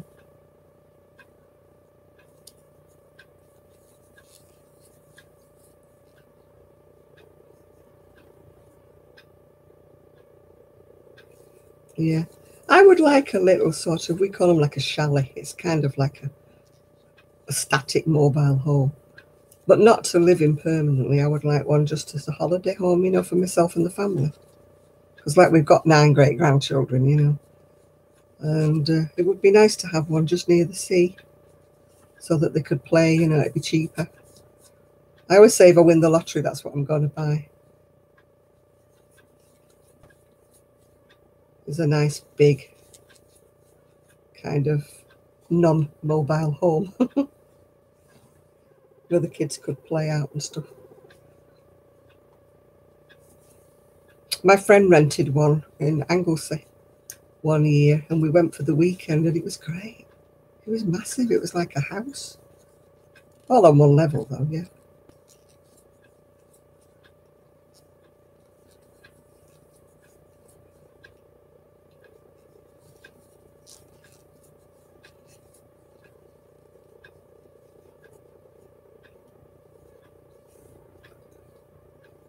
We are from England, aren't we, Trev? What happened to Ian? Did he go off? He's gone very quiet if he's not gone off. I bet he's nodded off. I don't remember him saying goodbye.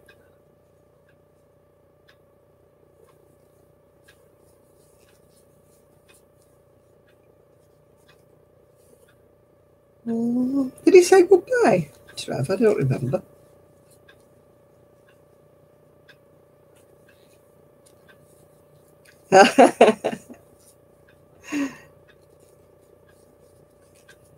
Yeah, I know.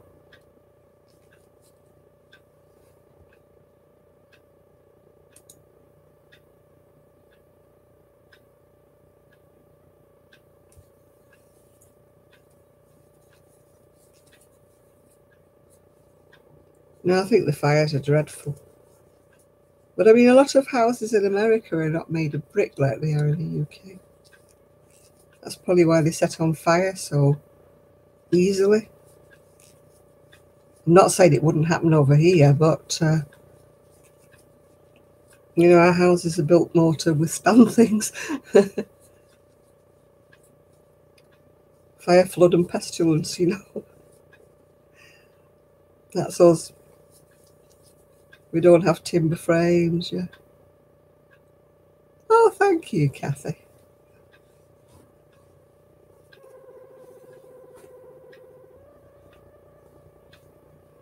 Oh, I hope it started naturally. I know I'm not saying I hope it did. I'm just saying I hope nobody deliberately started it.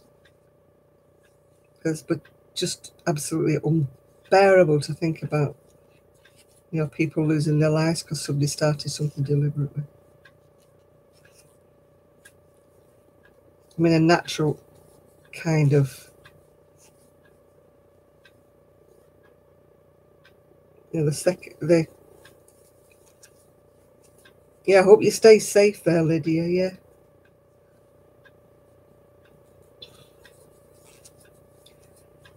Yeah. It's happening too many times, isn't it? It's not flood, it's earthquakes or fire or something.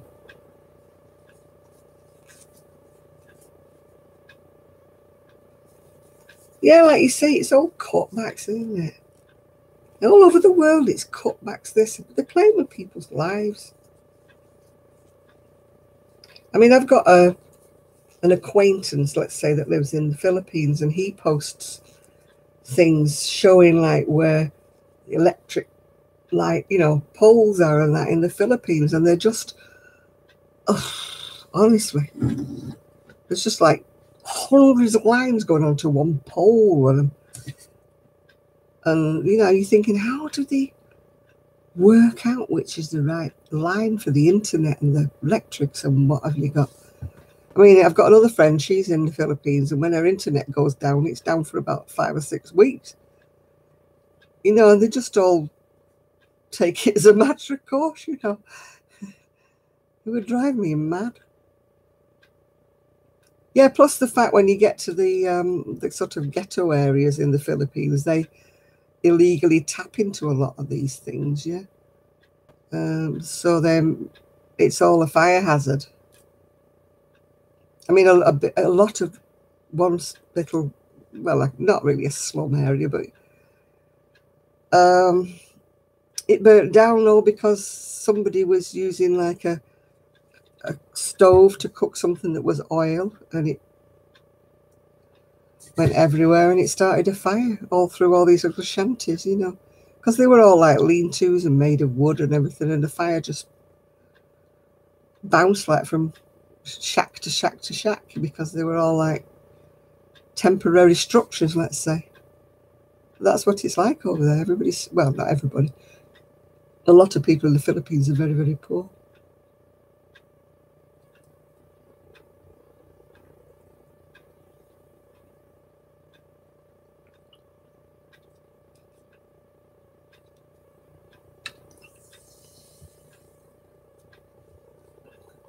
The only thing that worries me is if my power goes off, the gas goes off, because I use it for hot water and everything. So it's really, really cold if anything happens to my boiler. It's really, really cold. All I've got is couple of little electric heaters, but that doesn't solve the problem of hot water. I mean, I could always go to my sister-in-laws, my sons, or my cousin and my nieces, for a shower or something like that, because I don't belong to a gym or anything.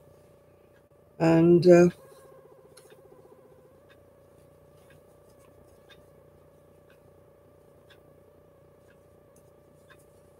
yeah, I mean, when a boiler breaks down or something, it doesn't mean that the gas shuts off like from the gas company. It means I have a fault on my boiler, and they don't always come out for a couple of days. Ooh,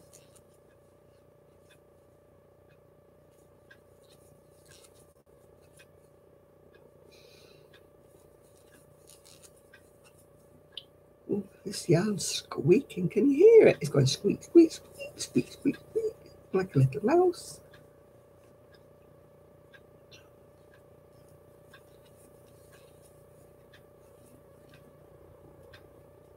Yeah, I think modular means that you can put like 3 or 4 of them together to make like not a temporary house, but they just drop it in, don't they, on a base. Then they link it together. It's a bit like, these houses that they're trying to get us to, like a prefab thing. I mean, they're talking about bringing back the prefabs in the UK to solve the housing shortage. Oh, hi, Rebecca. Thank you. Hopefully we'll see you next week. I mean, they got rid of all the prefabs, didn't they? And now they're talking about bringing them back again.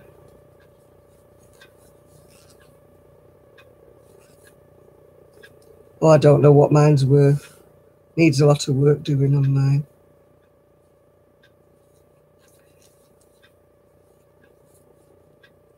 But it'll see me out, no doubt. Yeah, I watched that. I also watch, I'm addicted to watching these little tiny homes, that people build and that. But I'm like thinking, they're very, very nice, those, but where would I put my wool? I mean, they must be great, like, the overheads must be really cheap and that, but where would I put my stuff? I'd have to have like what do you call them, those units, storage units. I'd have to have one of those to put all my stuff in.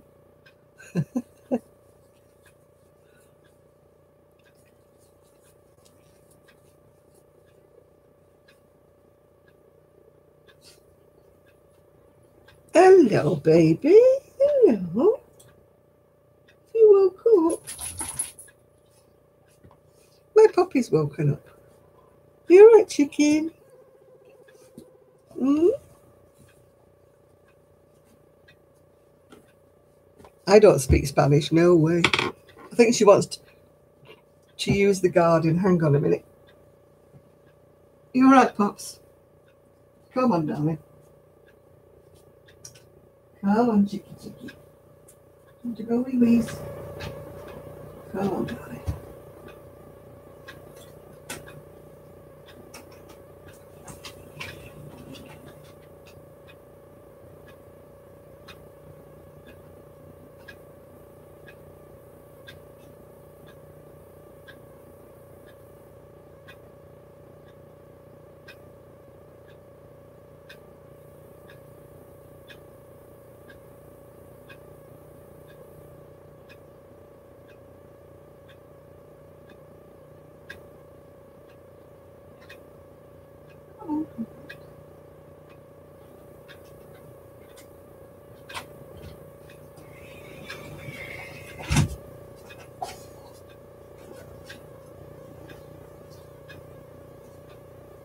Hey, good girl. Hey, good girl. She's got a tail that goes round in circles like a hovercraft. Oh, dear.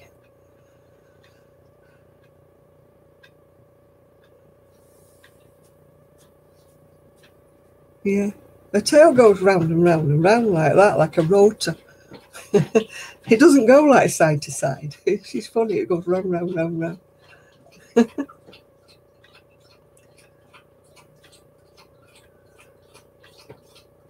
My son had solar panels on his last house, but they didn't bother with them on this new house. They never made a penny on them. And they never seemed to notice any difference in their electric bills. Maybe they didn't have them long enough.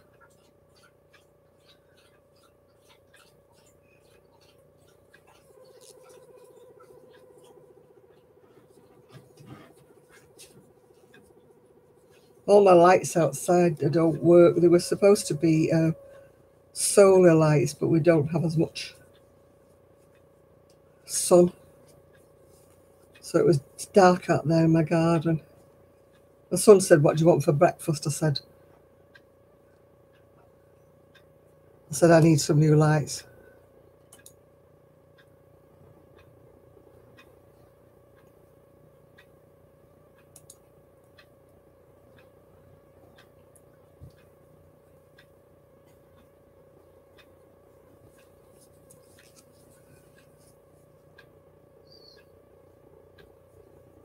He had to go.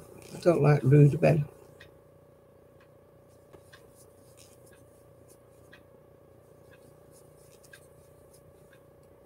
When we had fires here on the moors, it was drifting towards Kelly's.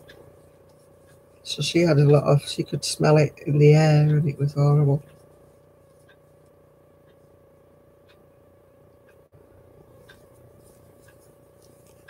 Oh yeah, I don't stand any messing. The best one at that is Sean. She's like, woof, she's on the ball. Kelly's not far behind either. And Ian was quite quick the other week. Yeah.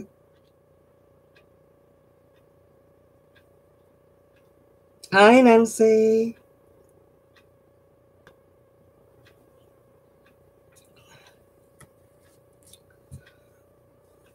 Oh, I think fire's horrendous. must be terrible to be caught in a fire. I think that's the worst thing that can happen to you. Must be a horrible way to die, getting burned. So painful.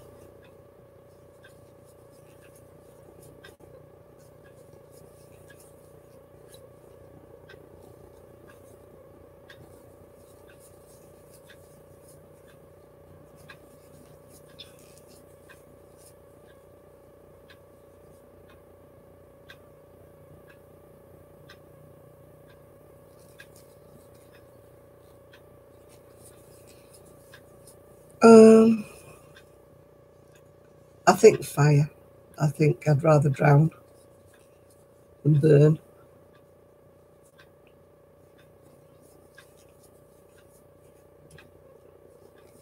With floods, you've got a chance of finding something to hang on to and float down the river. Or a chance of being rescued by a boat, haven't you? But with fire, no.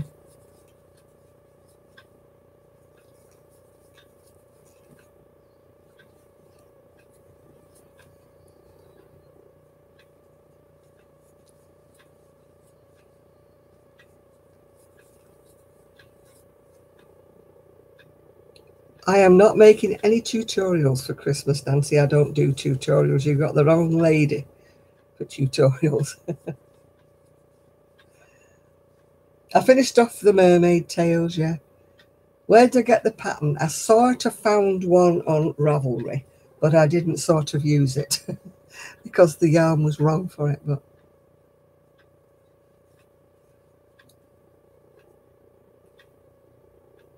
But no, not tutorials. You got the wrong lady for that. I do not have the patience or the equipment. My camera goes in and out of focus at will. And I haven't got the money to buy all that kind of equipment that you need to have overhead cameras and stuff like that. And in any case, I really don't want to do them. So just might as well be honest and say I really don't want to do them. I think people who make tutorials are brilliant. They've got the patience of a saint.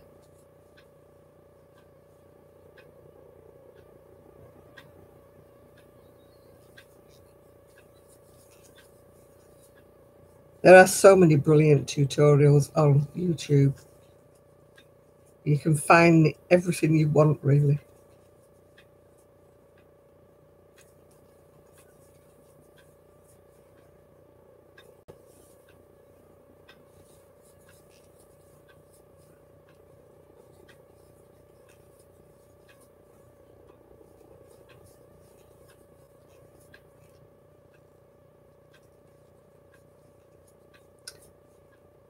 You'll all have to do like they do, is it in China or Hong Kong or somewhere where they all wear masks?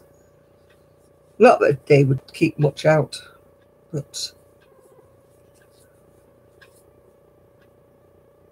where do I live? I live in Manchester in the UK, north of England.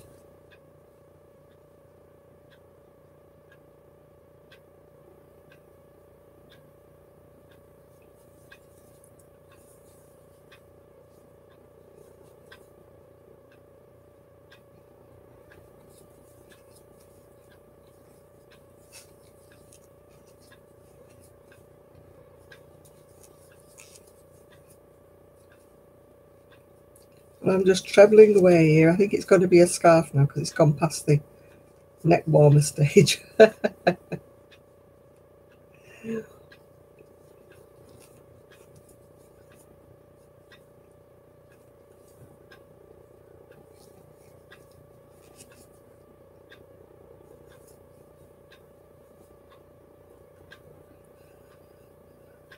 God, it reminds me of the old days when we used to get smogs. Are you old enough to remember that, Trevor?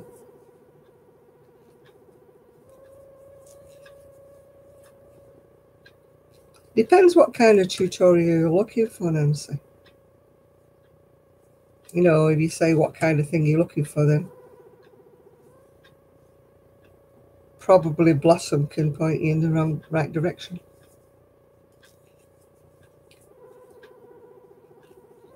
No, the smogs. I used to live in a town that was full of cotton mills, and they used to use a lot of coal, and they used to belch out all this black stuff. And every now and again, we used to get real smogs. We used to call them pea soupers, where you couldn't steer your hand in front of your face.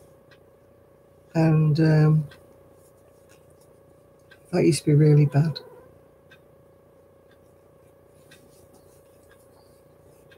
Yeah, we used to have a coal fire, but then it changed to coke. We had to all burn smokeless fuel. Oh, thank you. My younger niece bought it for me as an early birthday present. It's sparkly, isn't it? It's lovely. So glittery. It feels like stones, but I don't think it is stones. I think it's some kind of resin. But it's very, very pretty.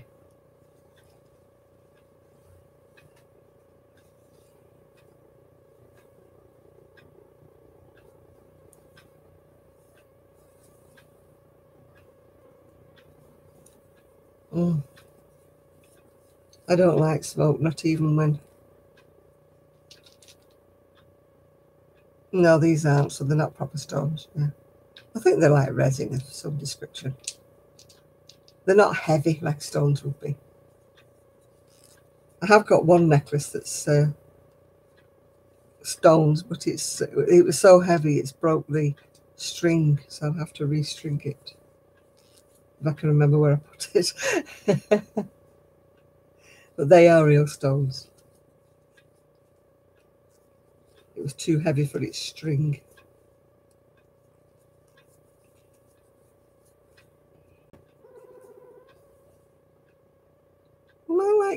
My PC keeps like flashing, and it's not my light in here that's flashing, it's just the PC that's flashing. Don't know why.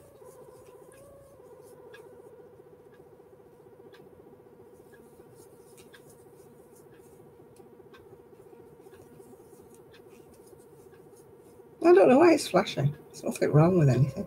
It's doing it again now. It's just having a little flash. Oh, it's okay. We talk about anything, Lydia. We talk about crafting, and then we go off on a tangent and talk about other things. I don't know what it is, Blossom. It just happens every now and again. It might be the camera's like, a separate camera.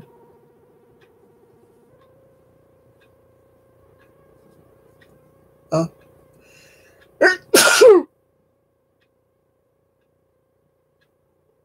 Oh, I hope not. It's only started flashing since I got this front camera, so... Oh, God, I've got an itchy nose now. No, I'm not going to get angry. But this dog won't let me sleep in tomorrow. I like my little Sunday morning lie-ins. But unfortunately, Poppy decides 7:30 is her time to have her breakfast.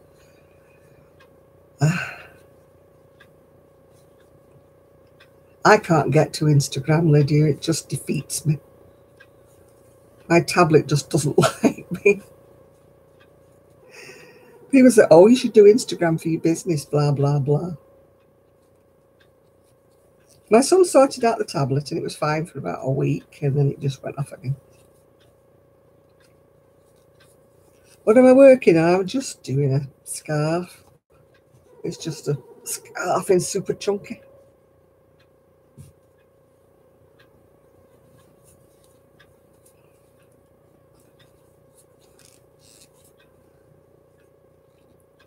I can't concentrate on the shawl I'm making for my niece when I'm talking to everybody, so... Why have I suddenly started doing... I suddenly started doing half trebles across the row.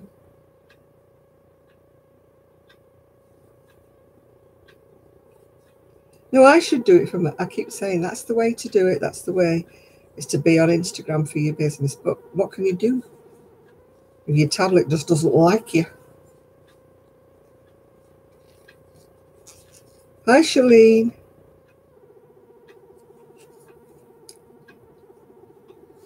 You outdid yourself the other day, Shalene. I had 10 comments on one video.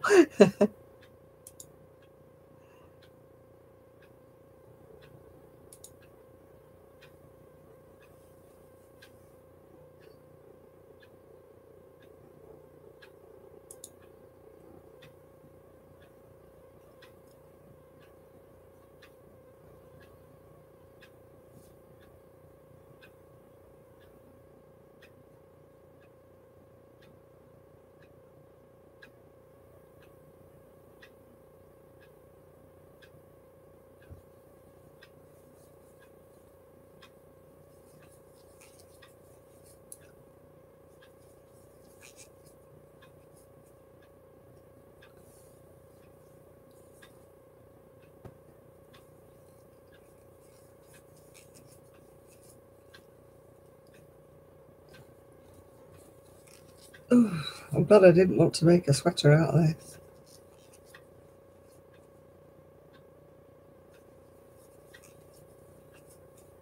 It would have been way too thick. Way too thick. I'm only working on a scarf, that's all. It's turning out to be quite a wide scarf. I was just passing time while I was...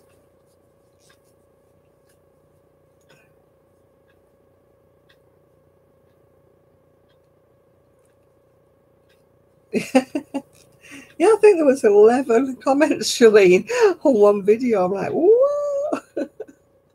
I can't answer all these.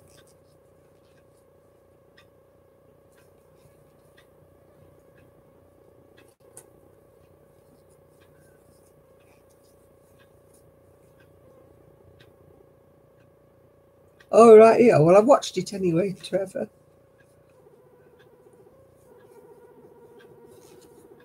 Perhaps you can link them all together and make it into one big one. I can't edit to save my soul. Zoe 24 Karat Crochet has tried her best with me. But it's like, you know, letters of one syllable. That's me and the internet. I can't even do these and schedule them, you know, so that they tell people I'm going to be on here. I've tried doing that, and my computer won't let me go into it when I've done it. And I mean, Zoe did try to help me with it, and it still wouldn't work, so she just decided to give up like I do.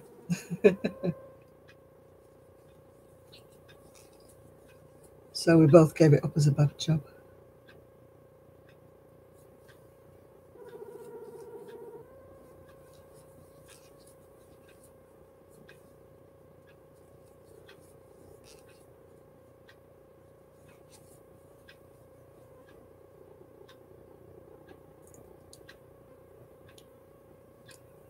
Kelly's been trying to do, not the editing, she's been trying to do the web page design. And we're not getting any further with it. We've got so far. Because Etsy's just getting ridiculous with the fees that they're charging. But it's the easiest way to sell things. You know, to put them on and to get people to pay you is the easiest way.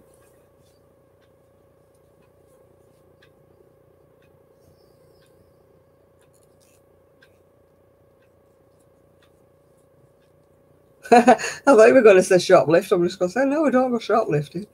When I was younger, I used to pick up languages, but now I'm older, I think my brain's gone atrophied.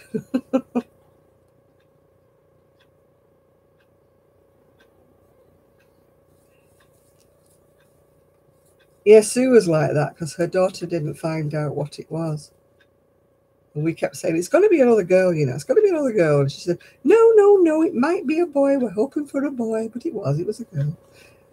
She already had 2 girls. I said, your daughter can only make girls. Yeah, well, it's super chunky, isn't it? And I'm on a 10mm needle. Hook, sorry.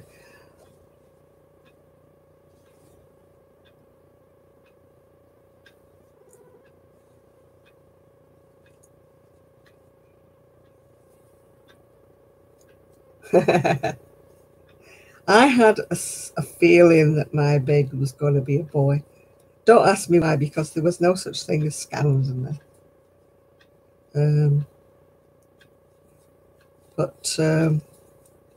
Oh, it's such thick yarn. You're bound to be quick. And no, I think I would have been very disappointed if it was a girl. They said to me, what's the baby going to be called? So I gave them the boy's name. And they said, well, what if it's going to be a girl? And I said, I've no idea. So when I was in labour, she said, well, you better lie there and think about it, haven't you? She said, I am not writing baby on its little name tag. But my ex and I could not agree over a little girl name. But if it had been a girl, I would have had my way and called it what I wanted. And he could have argued it out later. I mean, one of the names he picked was his ex-fiance's name. Now, if you were me, would you have wanted that for your daughter? No.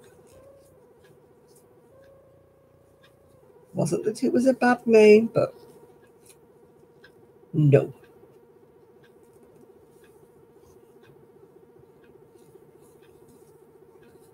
Most babies dress neutral anyway, Jeannie.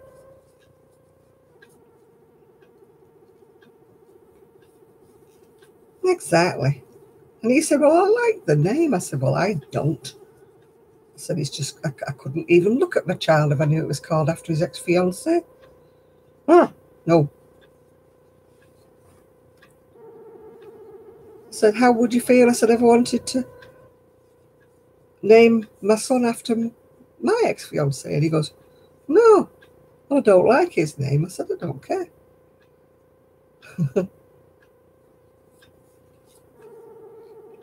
He said, yeah, but I like Angela. And I went, no, I don't like it. It's not as I don't like the name, I just didn't like it.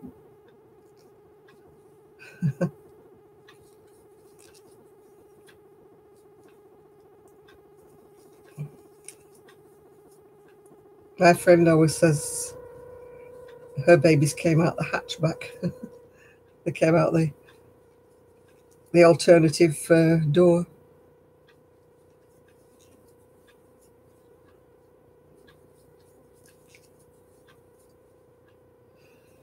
Oh. It's getting near my bedtime now, people.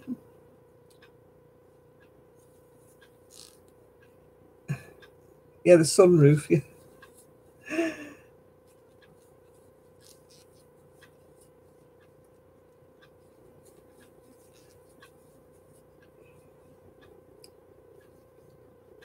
Mine eventually came out because he was hanging onto my rib cage because he was upside down. So he wasn't letting go. You had to prise him out. I think he needed a bit of WD-40 and a big grabber. He just wasn't for coming out at all.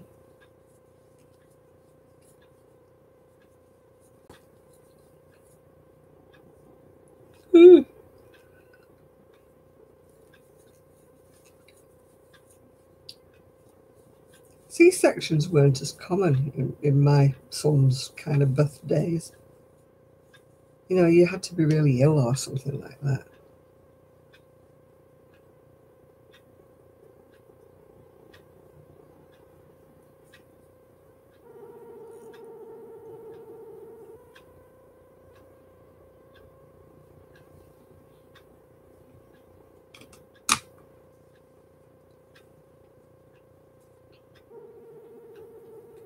Right, I'm stopping now. It's nearly 1 o'clock. I've done all of that tonight, but it was super chunky yarn.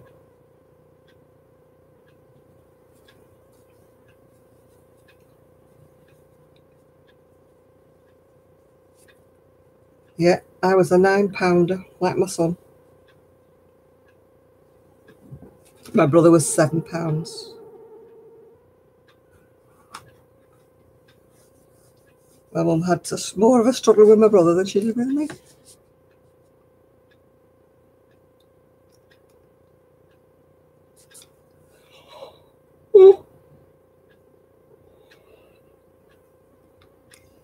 No, my son was a little fatso. Well, he wasn't a fatso, actually. He was tall, long.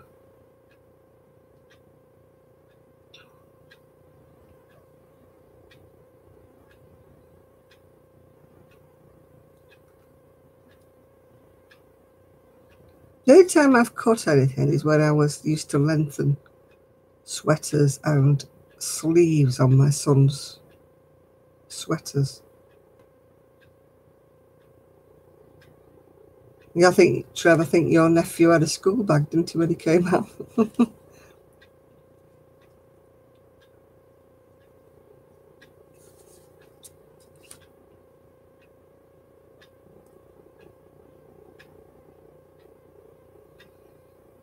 No, I've cut across, you know, when you're lengthening a sleeve, I've cut across and pulled it off and knitted a bit more and then put the rib back on again.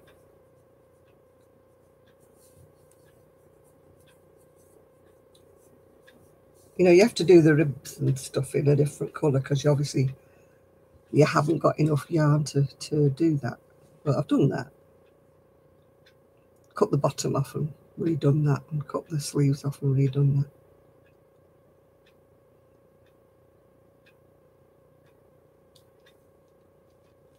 that. Have you got a family scuttlebutt as well? Oh, thank you very much. And there you go. Why do they think it's amusing to come on and say something stupid? I don't know. Maybe it's that time of night. Yeah, I'm going to bed as well, Trev. No coffee. I've had that earlier on. It's my bedtime now, Esther, so no coffee now. I've just let the dog out for a final wee, and then I'm off to bed because she's going to have me up about 7:30 in the morning. So thank you all for another lovely weekend, and I shall see you all next Saturday. I may be wearing my tiara next week, of course.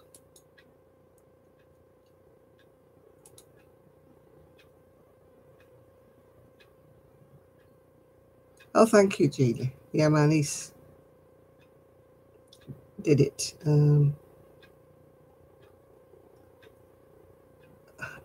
Did it last week. Do you know, I'm that tired I just couldn't forget. I forgot what I was saying in mid-sentence, so it is time for me to go now. So thank you all, and I'm waiting for your video, Trev, and we'll talk to you next week. Thank you, Marva, and hope you all have a nice weekend. So bye now. Bye all.